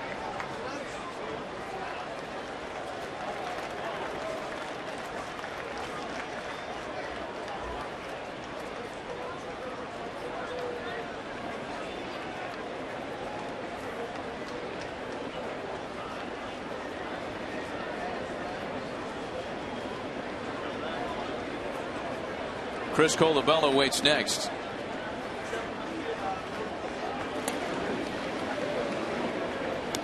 You know, to get back into the discussion, Joe Girardi has used Dellin Betances and Andrew Miller in Game 1. Miller for 2 innings. I think it's safe to assume that Miller will not pitch in the nightcap. It's also safe to assume that Girardi would like to avoid Betances. Whether or not he's able to do that has everything to do with what happens in this first game. Yeah, that's why that 5th and 6th inning was so important. That 2-out, 2-run homer off of Pineda really turned the tide and made it very difficult for Girardi and how he was going to manage the rest of the game. And that one hits him. Is a gift. Wow. A 2-strike pitch on 1 and 2. Mitchell hits Pennington after Pennington didn't get the bunt down that he wanted to. There's the gift you talk about, John. There's that breaking ball. You don't really have to do much. Now they're going to talk about a couple different scenarios here. You can't assume here that Colabello is going to bunt, but if he does, you put on a play. And now the first pitch here is kind of a, you're not sure, so you don't throw a fastball, in my opinion, with 1st and 2nd, nobody out. A guy who's got some power, 14 home runs on the year.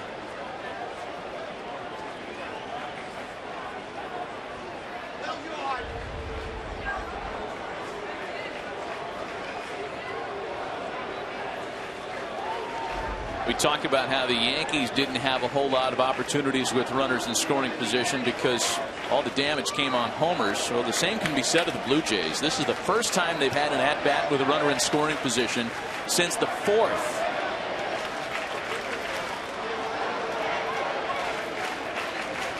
Here's Colabello now.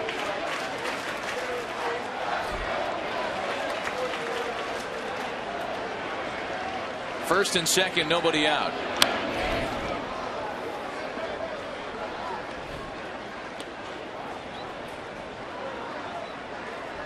Good speed on base for Toronto. Dalton Pompey at second. Cliff Pennington the runner at first. And both of them were dancing around a bit on that first offering to Colabello.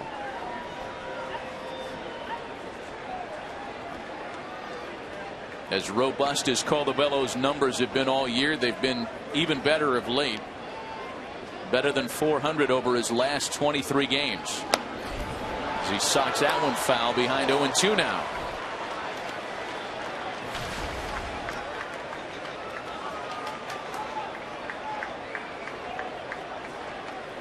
Well, the cat and mouse game begins. He's just abandoned the zone twice on 2 fastballs, 1 away, 1 up. How much further can he get out of the zone and get a much needed strikeout?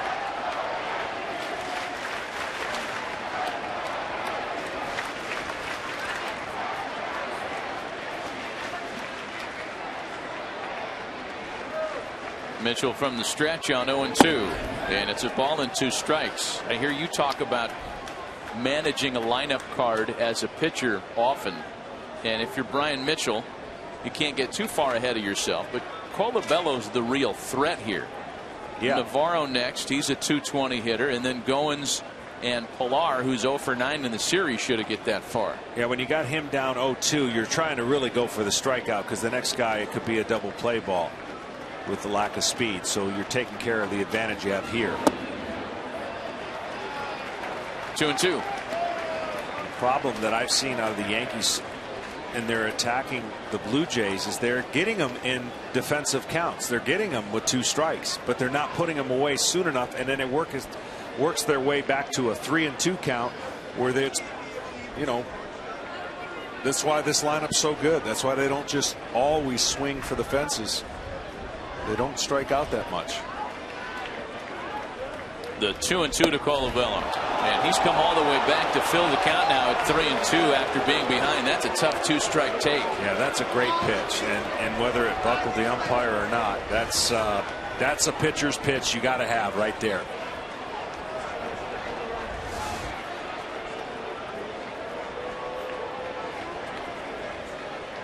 Full count, first and second, nobody out. Now does he have the guts to go with the slider or curveball after changing his eyes 3 different ways with a fastball?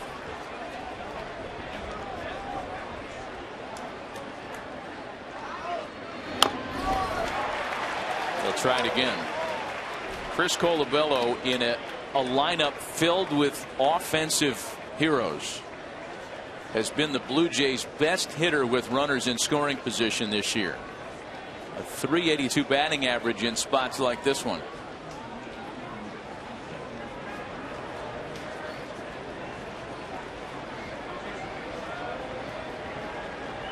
Pompey and Pennington, the runners with nobody out.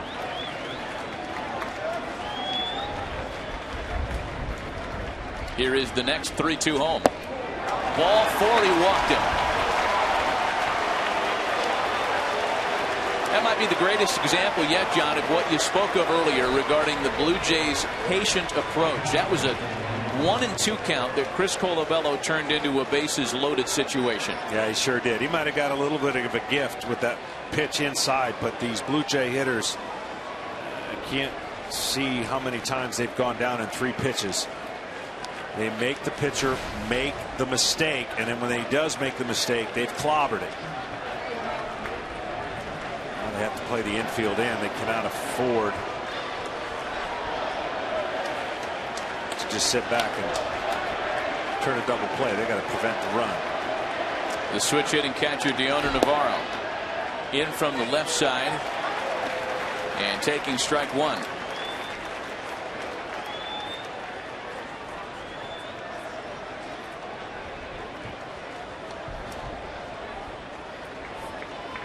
Pompey, Pennington, and now Colabello aboard with nobody out.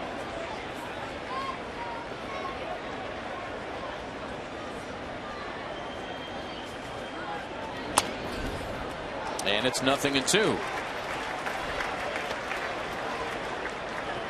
That one broke his bat.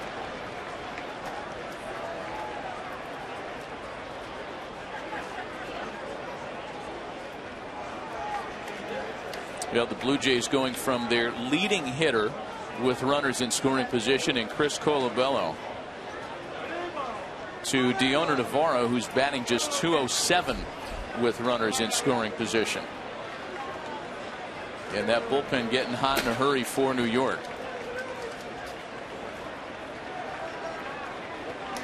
As a team, the Blue Jays in the top 5 with batting average with the bases loaded.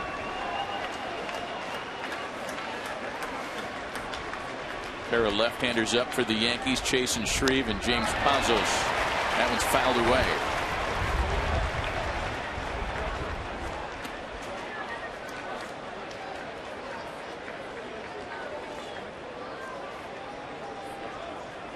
These situations with the bases loaded, of course you're going for the strikeout. You just don't want to get, you got 2 pitches to get the strikeout. If you don't get it by then, your chances go way down.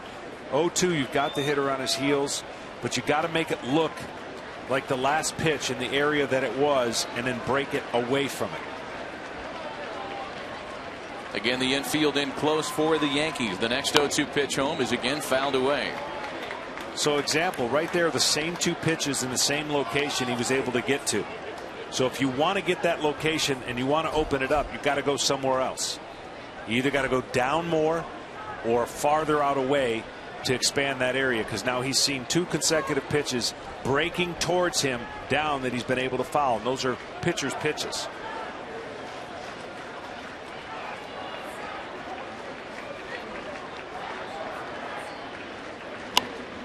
Again fouled off. If at the very least Deoner Navarro has given the 2 left-handers a chance to get hot in the Yankee bullpen, Joe Girardi will have that option for Ryan Goins, who bats next, the left-handed hitter due up after Navarro.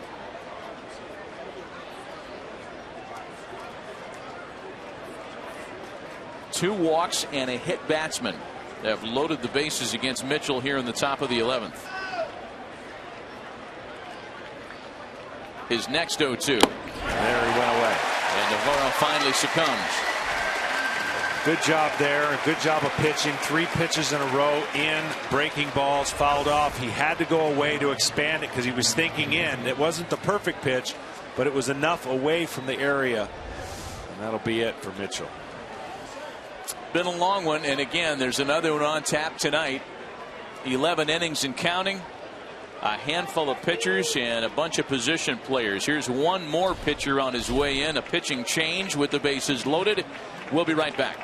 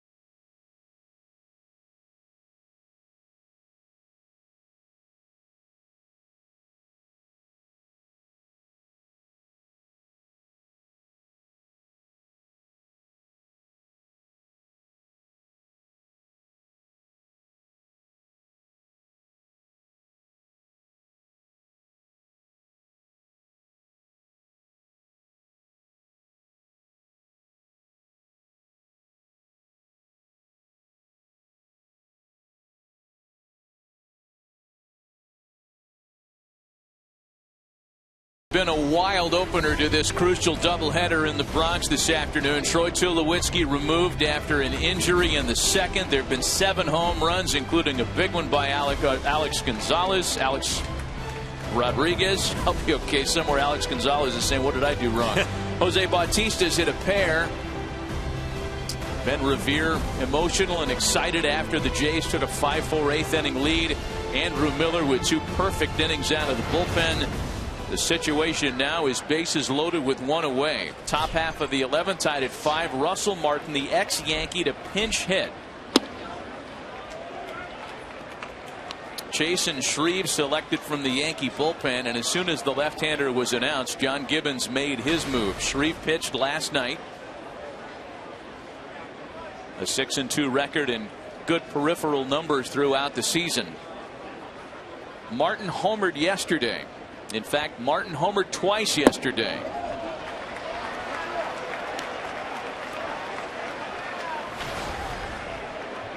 $19 for the year for the former Yankee, who has really tormented the ex-employer. Tough situation, even though you've got a double play situation. Martin runs pretty well, so the infield's in. They're still looking to cut down the run at the plate if it's hit on the ground. And Chasen Shreve is a ball away from walking in the go-ahead run. Russell Martin, since leaving the Bronx, is 13 for 39 with 4 home runs against the Yankees.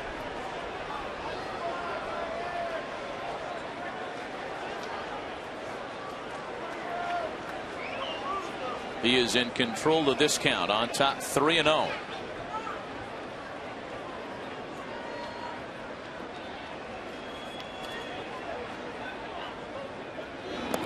There's ball 4, and it bounces away from John Ryan Murphy to boot. Not even close on 3-0, and the Blue Jays have reclaimed a 1-run lead.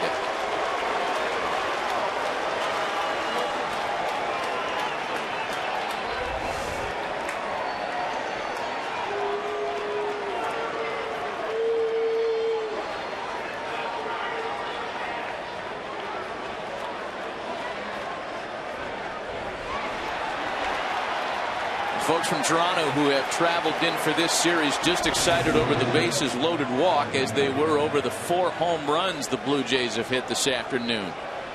Perhaps more excited as it delivers the extra innings advantage. And now Martin will be pinch run for. Fan favorite Munenori Kawasaki will run at first. Kawasaki will likely remain in the ballgame to play in the middle infield in the bottom of the 11th, as Goings was pinch hit for this inning. So now it's Kevin Pillar. And the fire's still hot, as they say. Bases loaded with 1 gone and a run in. And Chasen Shreve is yet to find the strike zone.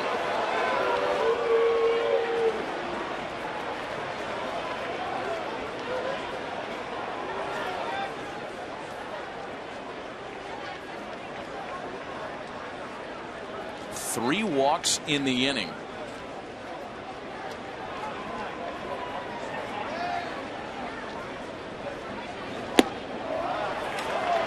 And it's 2-0.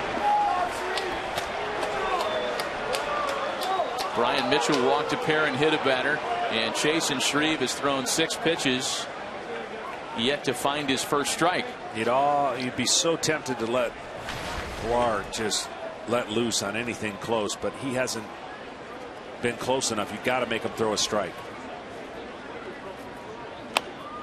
He did swing on 2-0 and fouled it back. This is something that can help reset Shreve in his mind when he sees a strike somehow, some way. That's the only bad part of letting a guy swing at a 2-0 pitch when it hasn't even been close to throwing a strike yet. That in itself can turn him around.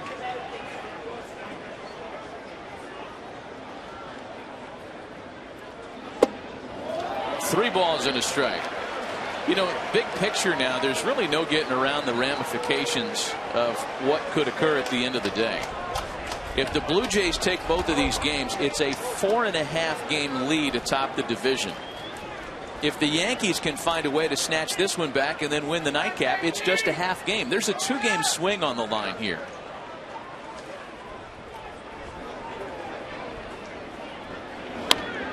And it's a full count now. It's what the standings look like currently. 2.5 games in the East. The Yankees hanging on to that top wild card seat. A 3.5 game lead there. Texas, Minnesota, the Angels, even the Indians, all relevant down the stretch. Yeah, that whole right side has become huge Toronto fans. They need Toronto to keep winning. And Pilar swings and misses. Chasen Shreve bounces back to strike out Kevin Pilar for round number 2. Yeah, that wasn't a very good at bat for Pilar. 2-0 swinging. Turned into a 3-1 and then 3-2 and then a strikeout. Out of the zone or close enough.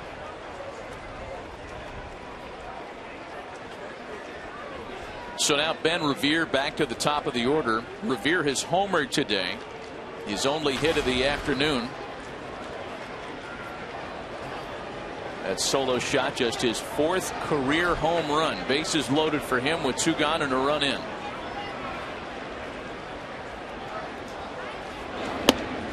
I know we've been doing this for the last half an hour or so, longer than that, but when the Yankees bat in the bottom half of the 11th,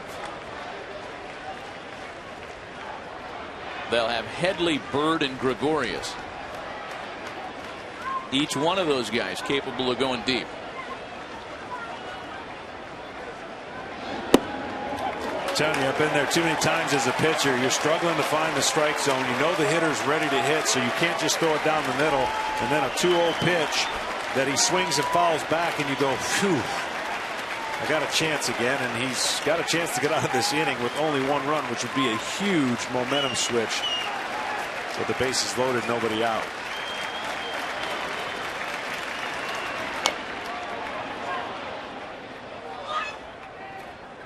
Still 0-2 to Ben Revere. That's one of the ironies of this afternoon, the fact that the Blue Jays are the heaviest hitting team in baseball, the highest run scoring team in baseball. They've hit a bunch of home runs in this series, including 4 today, yet what might go down as the game-winning run came on 3 walks and a hit batsman.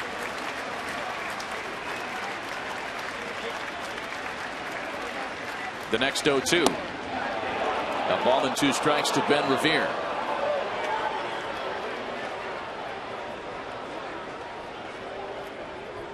But this is going to be a long day for a handful of these players who will be asked to go in both ends of the doubleheader, and there are a lot of them on each side.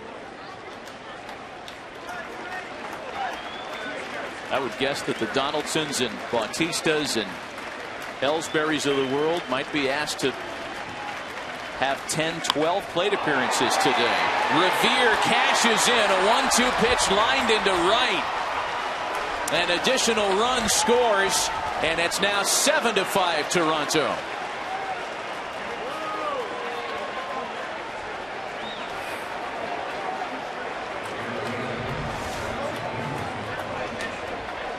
Well, location, and a little surprised here. Throw went to third. With 2 outs, I would have thought that they'll try to steal another one, get a better jump. Colabello must not have gotten a big enough jump. Still at third, bases loaded. There's Donaldson now, who is 0 for 5 today and due. But then again, with all that a third base coach has to take in, the arm, the situation, and who's next. Yes. That next is a guy with 38 dingers and 117 driven in. And it's a ball and a strike to Josh Donaldson.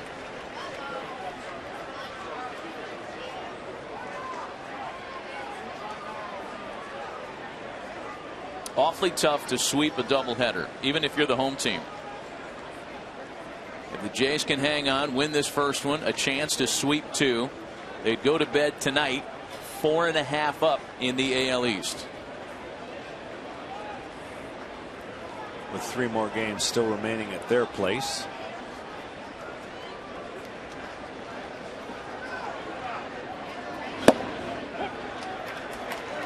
A ball and 2 strikes to Josh Donaldson. Much of the action still to come tonight around baseball, including Texas, who's in that wild card picture, hosting Oakland a day after a near no-hitter by Colby Lewis.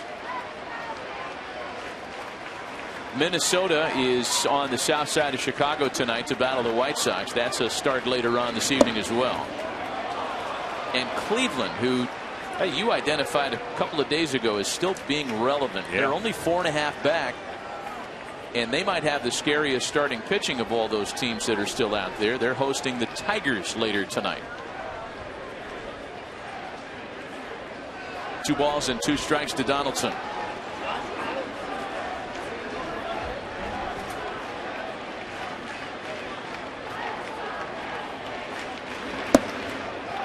Just missing the corner. And Shreve has it full now at 3-2.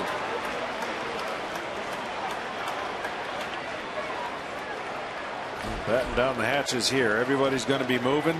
3-2 pitch. What do you go with?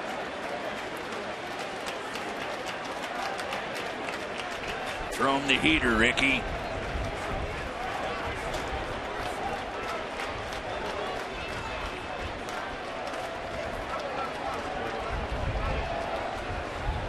Full count to Josh Donaldson.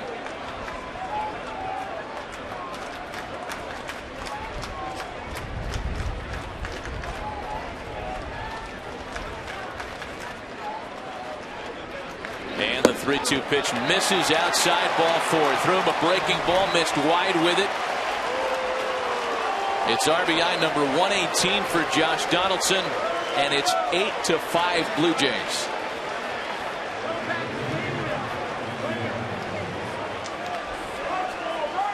Toronto has scored 3 runs in an inning in which they have 1 base hit. Yeah.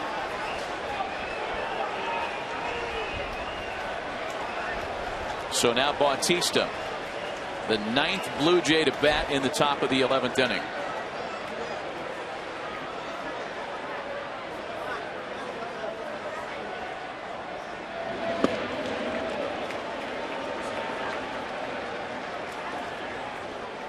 You know, at some point for Joe Girardi, there is no bailout. There is no additional bullpen move. Somebody's going to have to be the guy at the end of the game, and it would appear that that's Chase and Shreve, especially as this one gets increasingly out of hand late.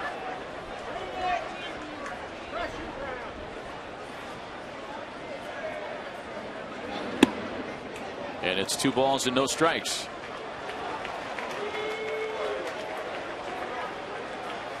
Well, for Shreve, he has to be sneaky quick with his fastball, and with the bases loaded, it's kind of hard to trust you're going to be sneaky quick. You're trying to make perfect pitches because you know that one swing in any of those situations could create 3-4 runs. So the tension's all on the pitcher, obviously. And when you just miss, you try to get a little bit better with each pitch, and the next thing you know, you're in a hitter's count.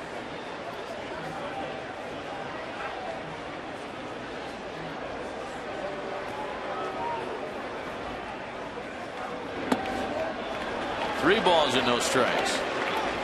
You see that 3-2-0 changeup, which is probably a really good pitch. An over aggressive hitter, a guy who's trying to do something, may have swung at that, but he will swing 3-0, by the way.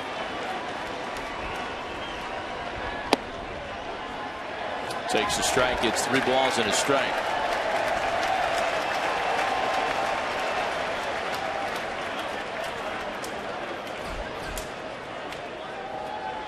Dalton Pompey waiting on deck.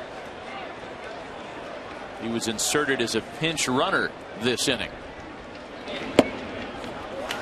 Ball 4 to Bautista. And it has unraveled here in the 11th for New York.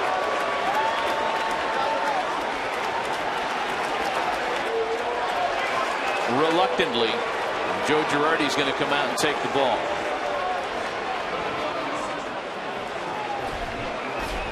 Pitching change. We'll be right back.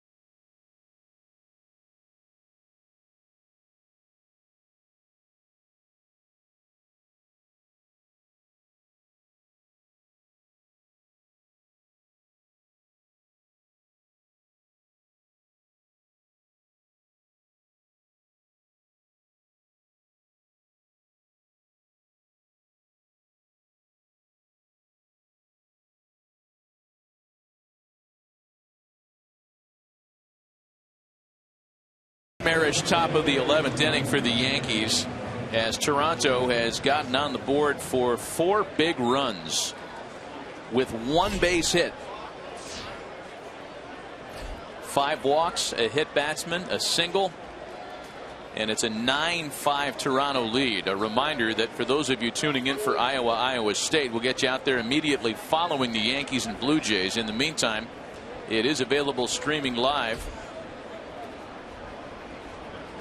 on Fox Sports Go, and it's on Fox Sports 2. And Iowa and Iowa State are tied at 3-3 early on in that game. Nick Goody will look for what's proven to be an elusive final out here in the top of the 11th inning. Justin Smoak, the pinch hitter. Smoak got the start at first base yesterday for the Jays and took advantage of that opportunity by slugging his 15th home run of the year, part of a 2-for-4 evening for Justin. Revere, Donaldson, and Bautista aboard. Revere's base hit again, the only of the inning.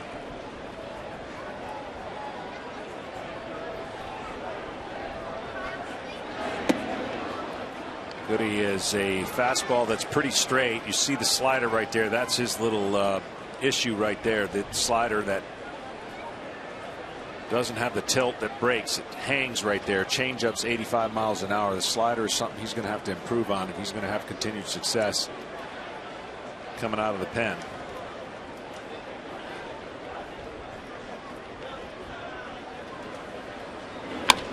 Two-one to Smoak is bounced to first for Greg Bird, and a very difficult top of the 11th is put to bed. The Jays get 4 to the bottom of the 11th. 9-5 Toronto.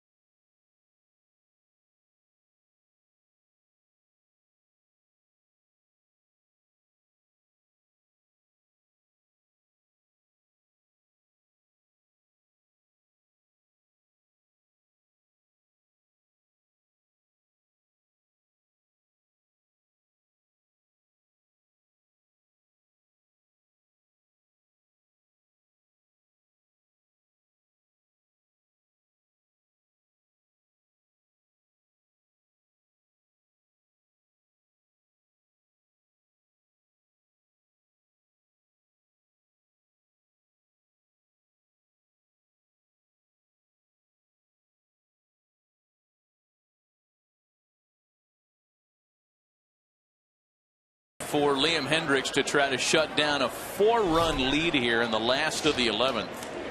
He got out of a tight spot in the 10th. Here in the 11th, he starts against Chase Headley after 4 runs of support in the top of the inning.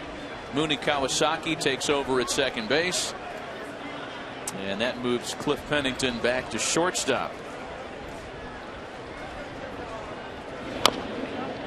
0-2 the count to Chase Headley.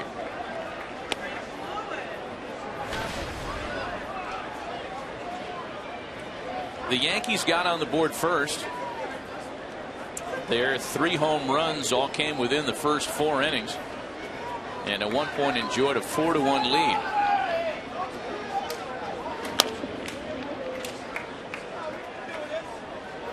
And again, it's ironic that on a day where we see 7 home runs, the big damage came on a 5-walk top of the 11th. Yeah. 1 hit.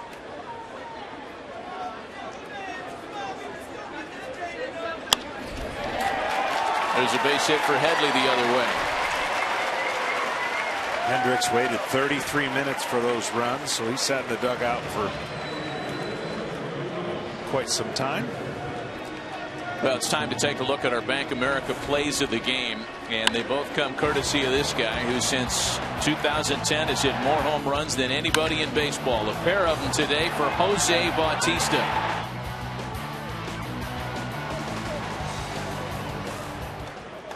Numbers 34 and 35 on the season.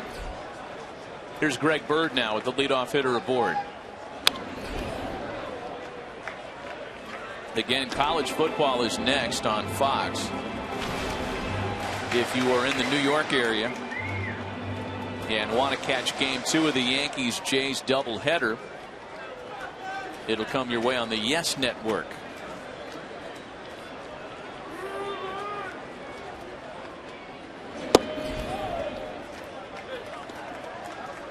So there's tomorrow's series finale. The Blue Jays have a day off on Monday. The Yankees travel to Tampa St. Pete for a 3-game series with the Rays, and that's never an easy time. And then these two teams reacquaint shortly for a 3-game series up at Rogers Center, a building that has been electric the last few months.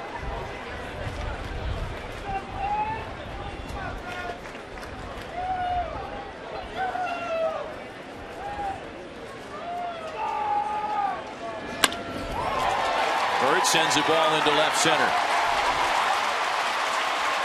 It's going to get Headley to third. A base hit and a double open the home 11th.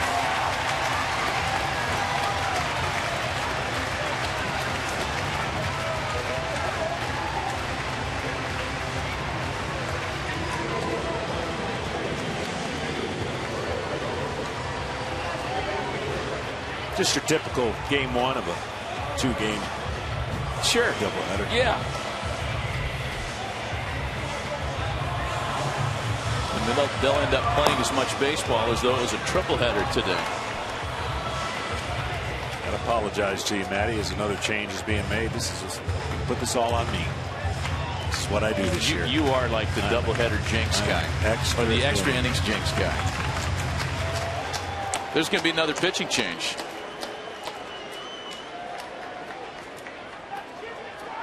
Didi Gregorius, the scheduled batter, and John Gibbons wants to make another move. We'll be right back.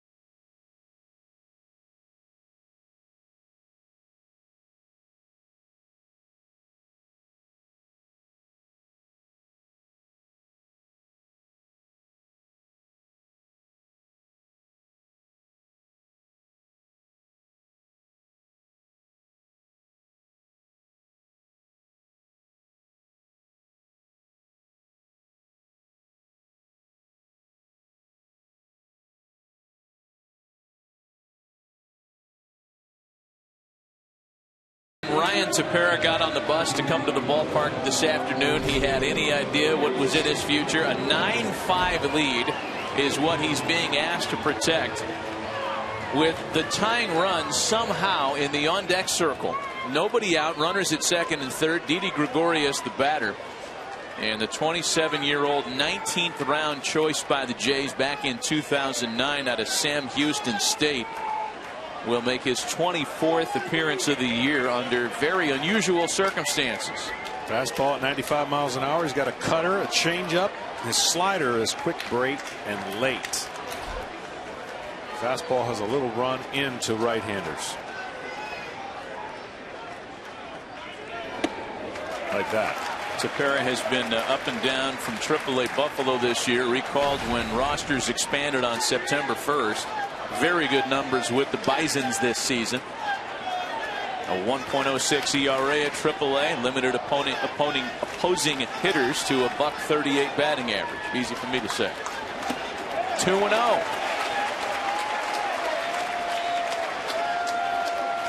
Yeah.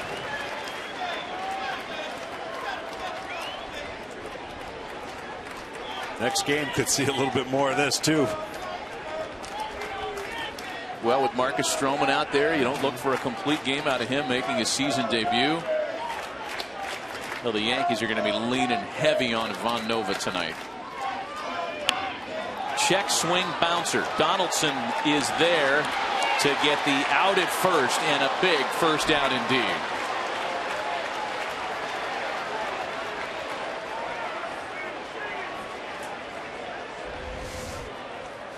Well, nothing you can do here. Check swing, and Donaldson has all the tools, and a complete player, can play defense, can run, obviously hit, throw. Gets just in time.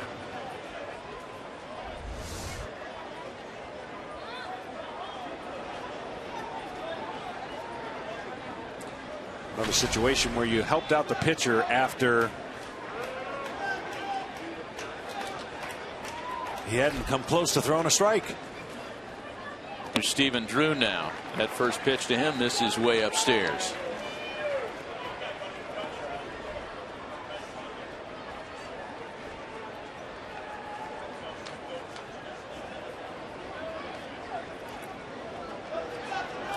Headley and Bird aboard with one gone. Again, the tying run at the on-deck circle. Jacoby Ellsbury due to bat next. Here's the 1-0 home. And Tepera fires a strike. It's 1-1. We are approaching the 400th pitch. Getting there. 396 to be exact. Yeah, stop exaggerating. 400. Ooh.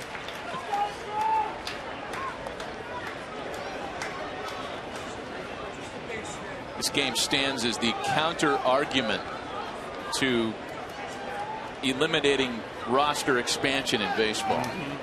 You watch one of these and you're like, you know, maybe we do need 40-man rosters in September. There's a strike. Drew is caught looking.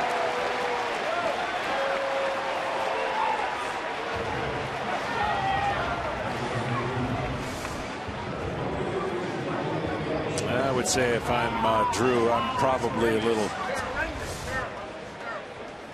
little ticked.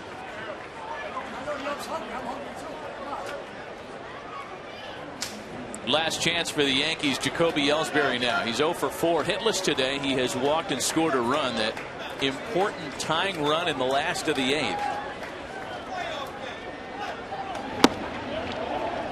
We have forgotten about that rather quickly, though. Certainly after the 4 runs on 1 hit that Toronto registered in the top of this inning. We're working on a 4.5-hour game with another one left to play tonight. Here's the 0-1.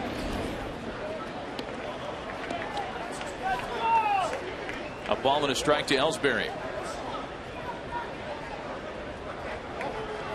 Never understood Guy's got a 97, 98 mile an hour, 96 mile an hour fastball. And the cutter just has taken over a lot of pitchers lately.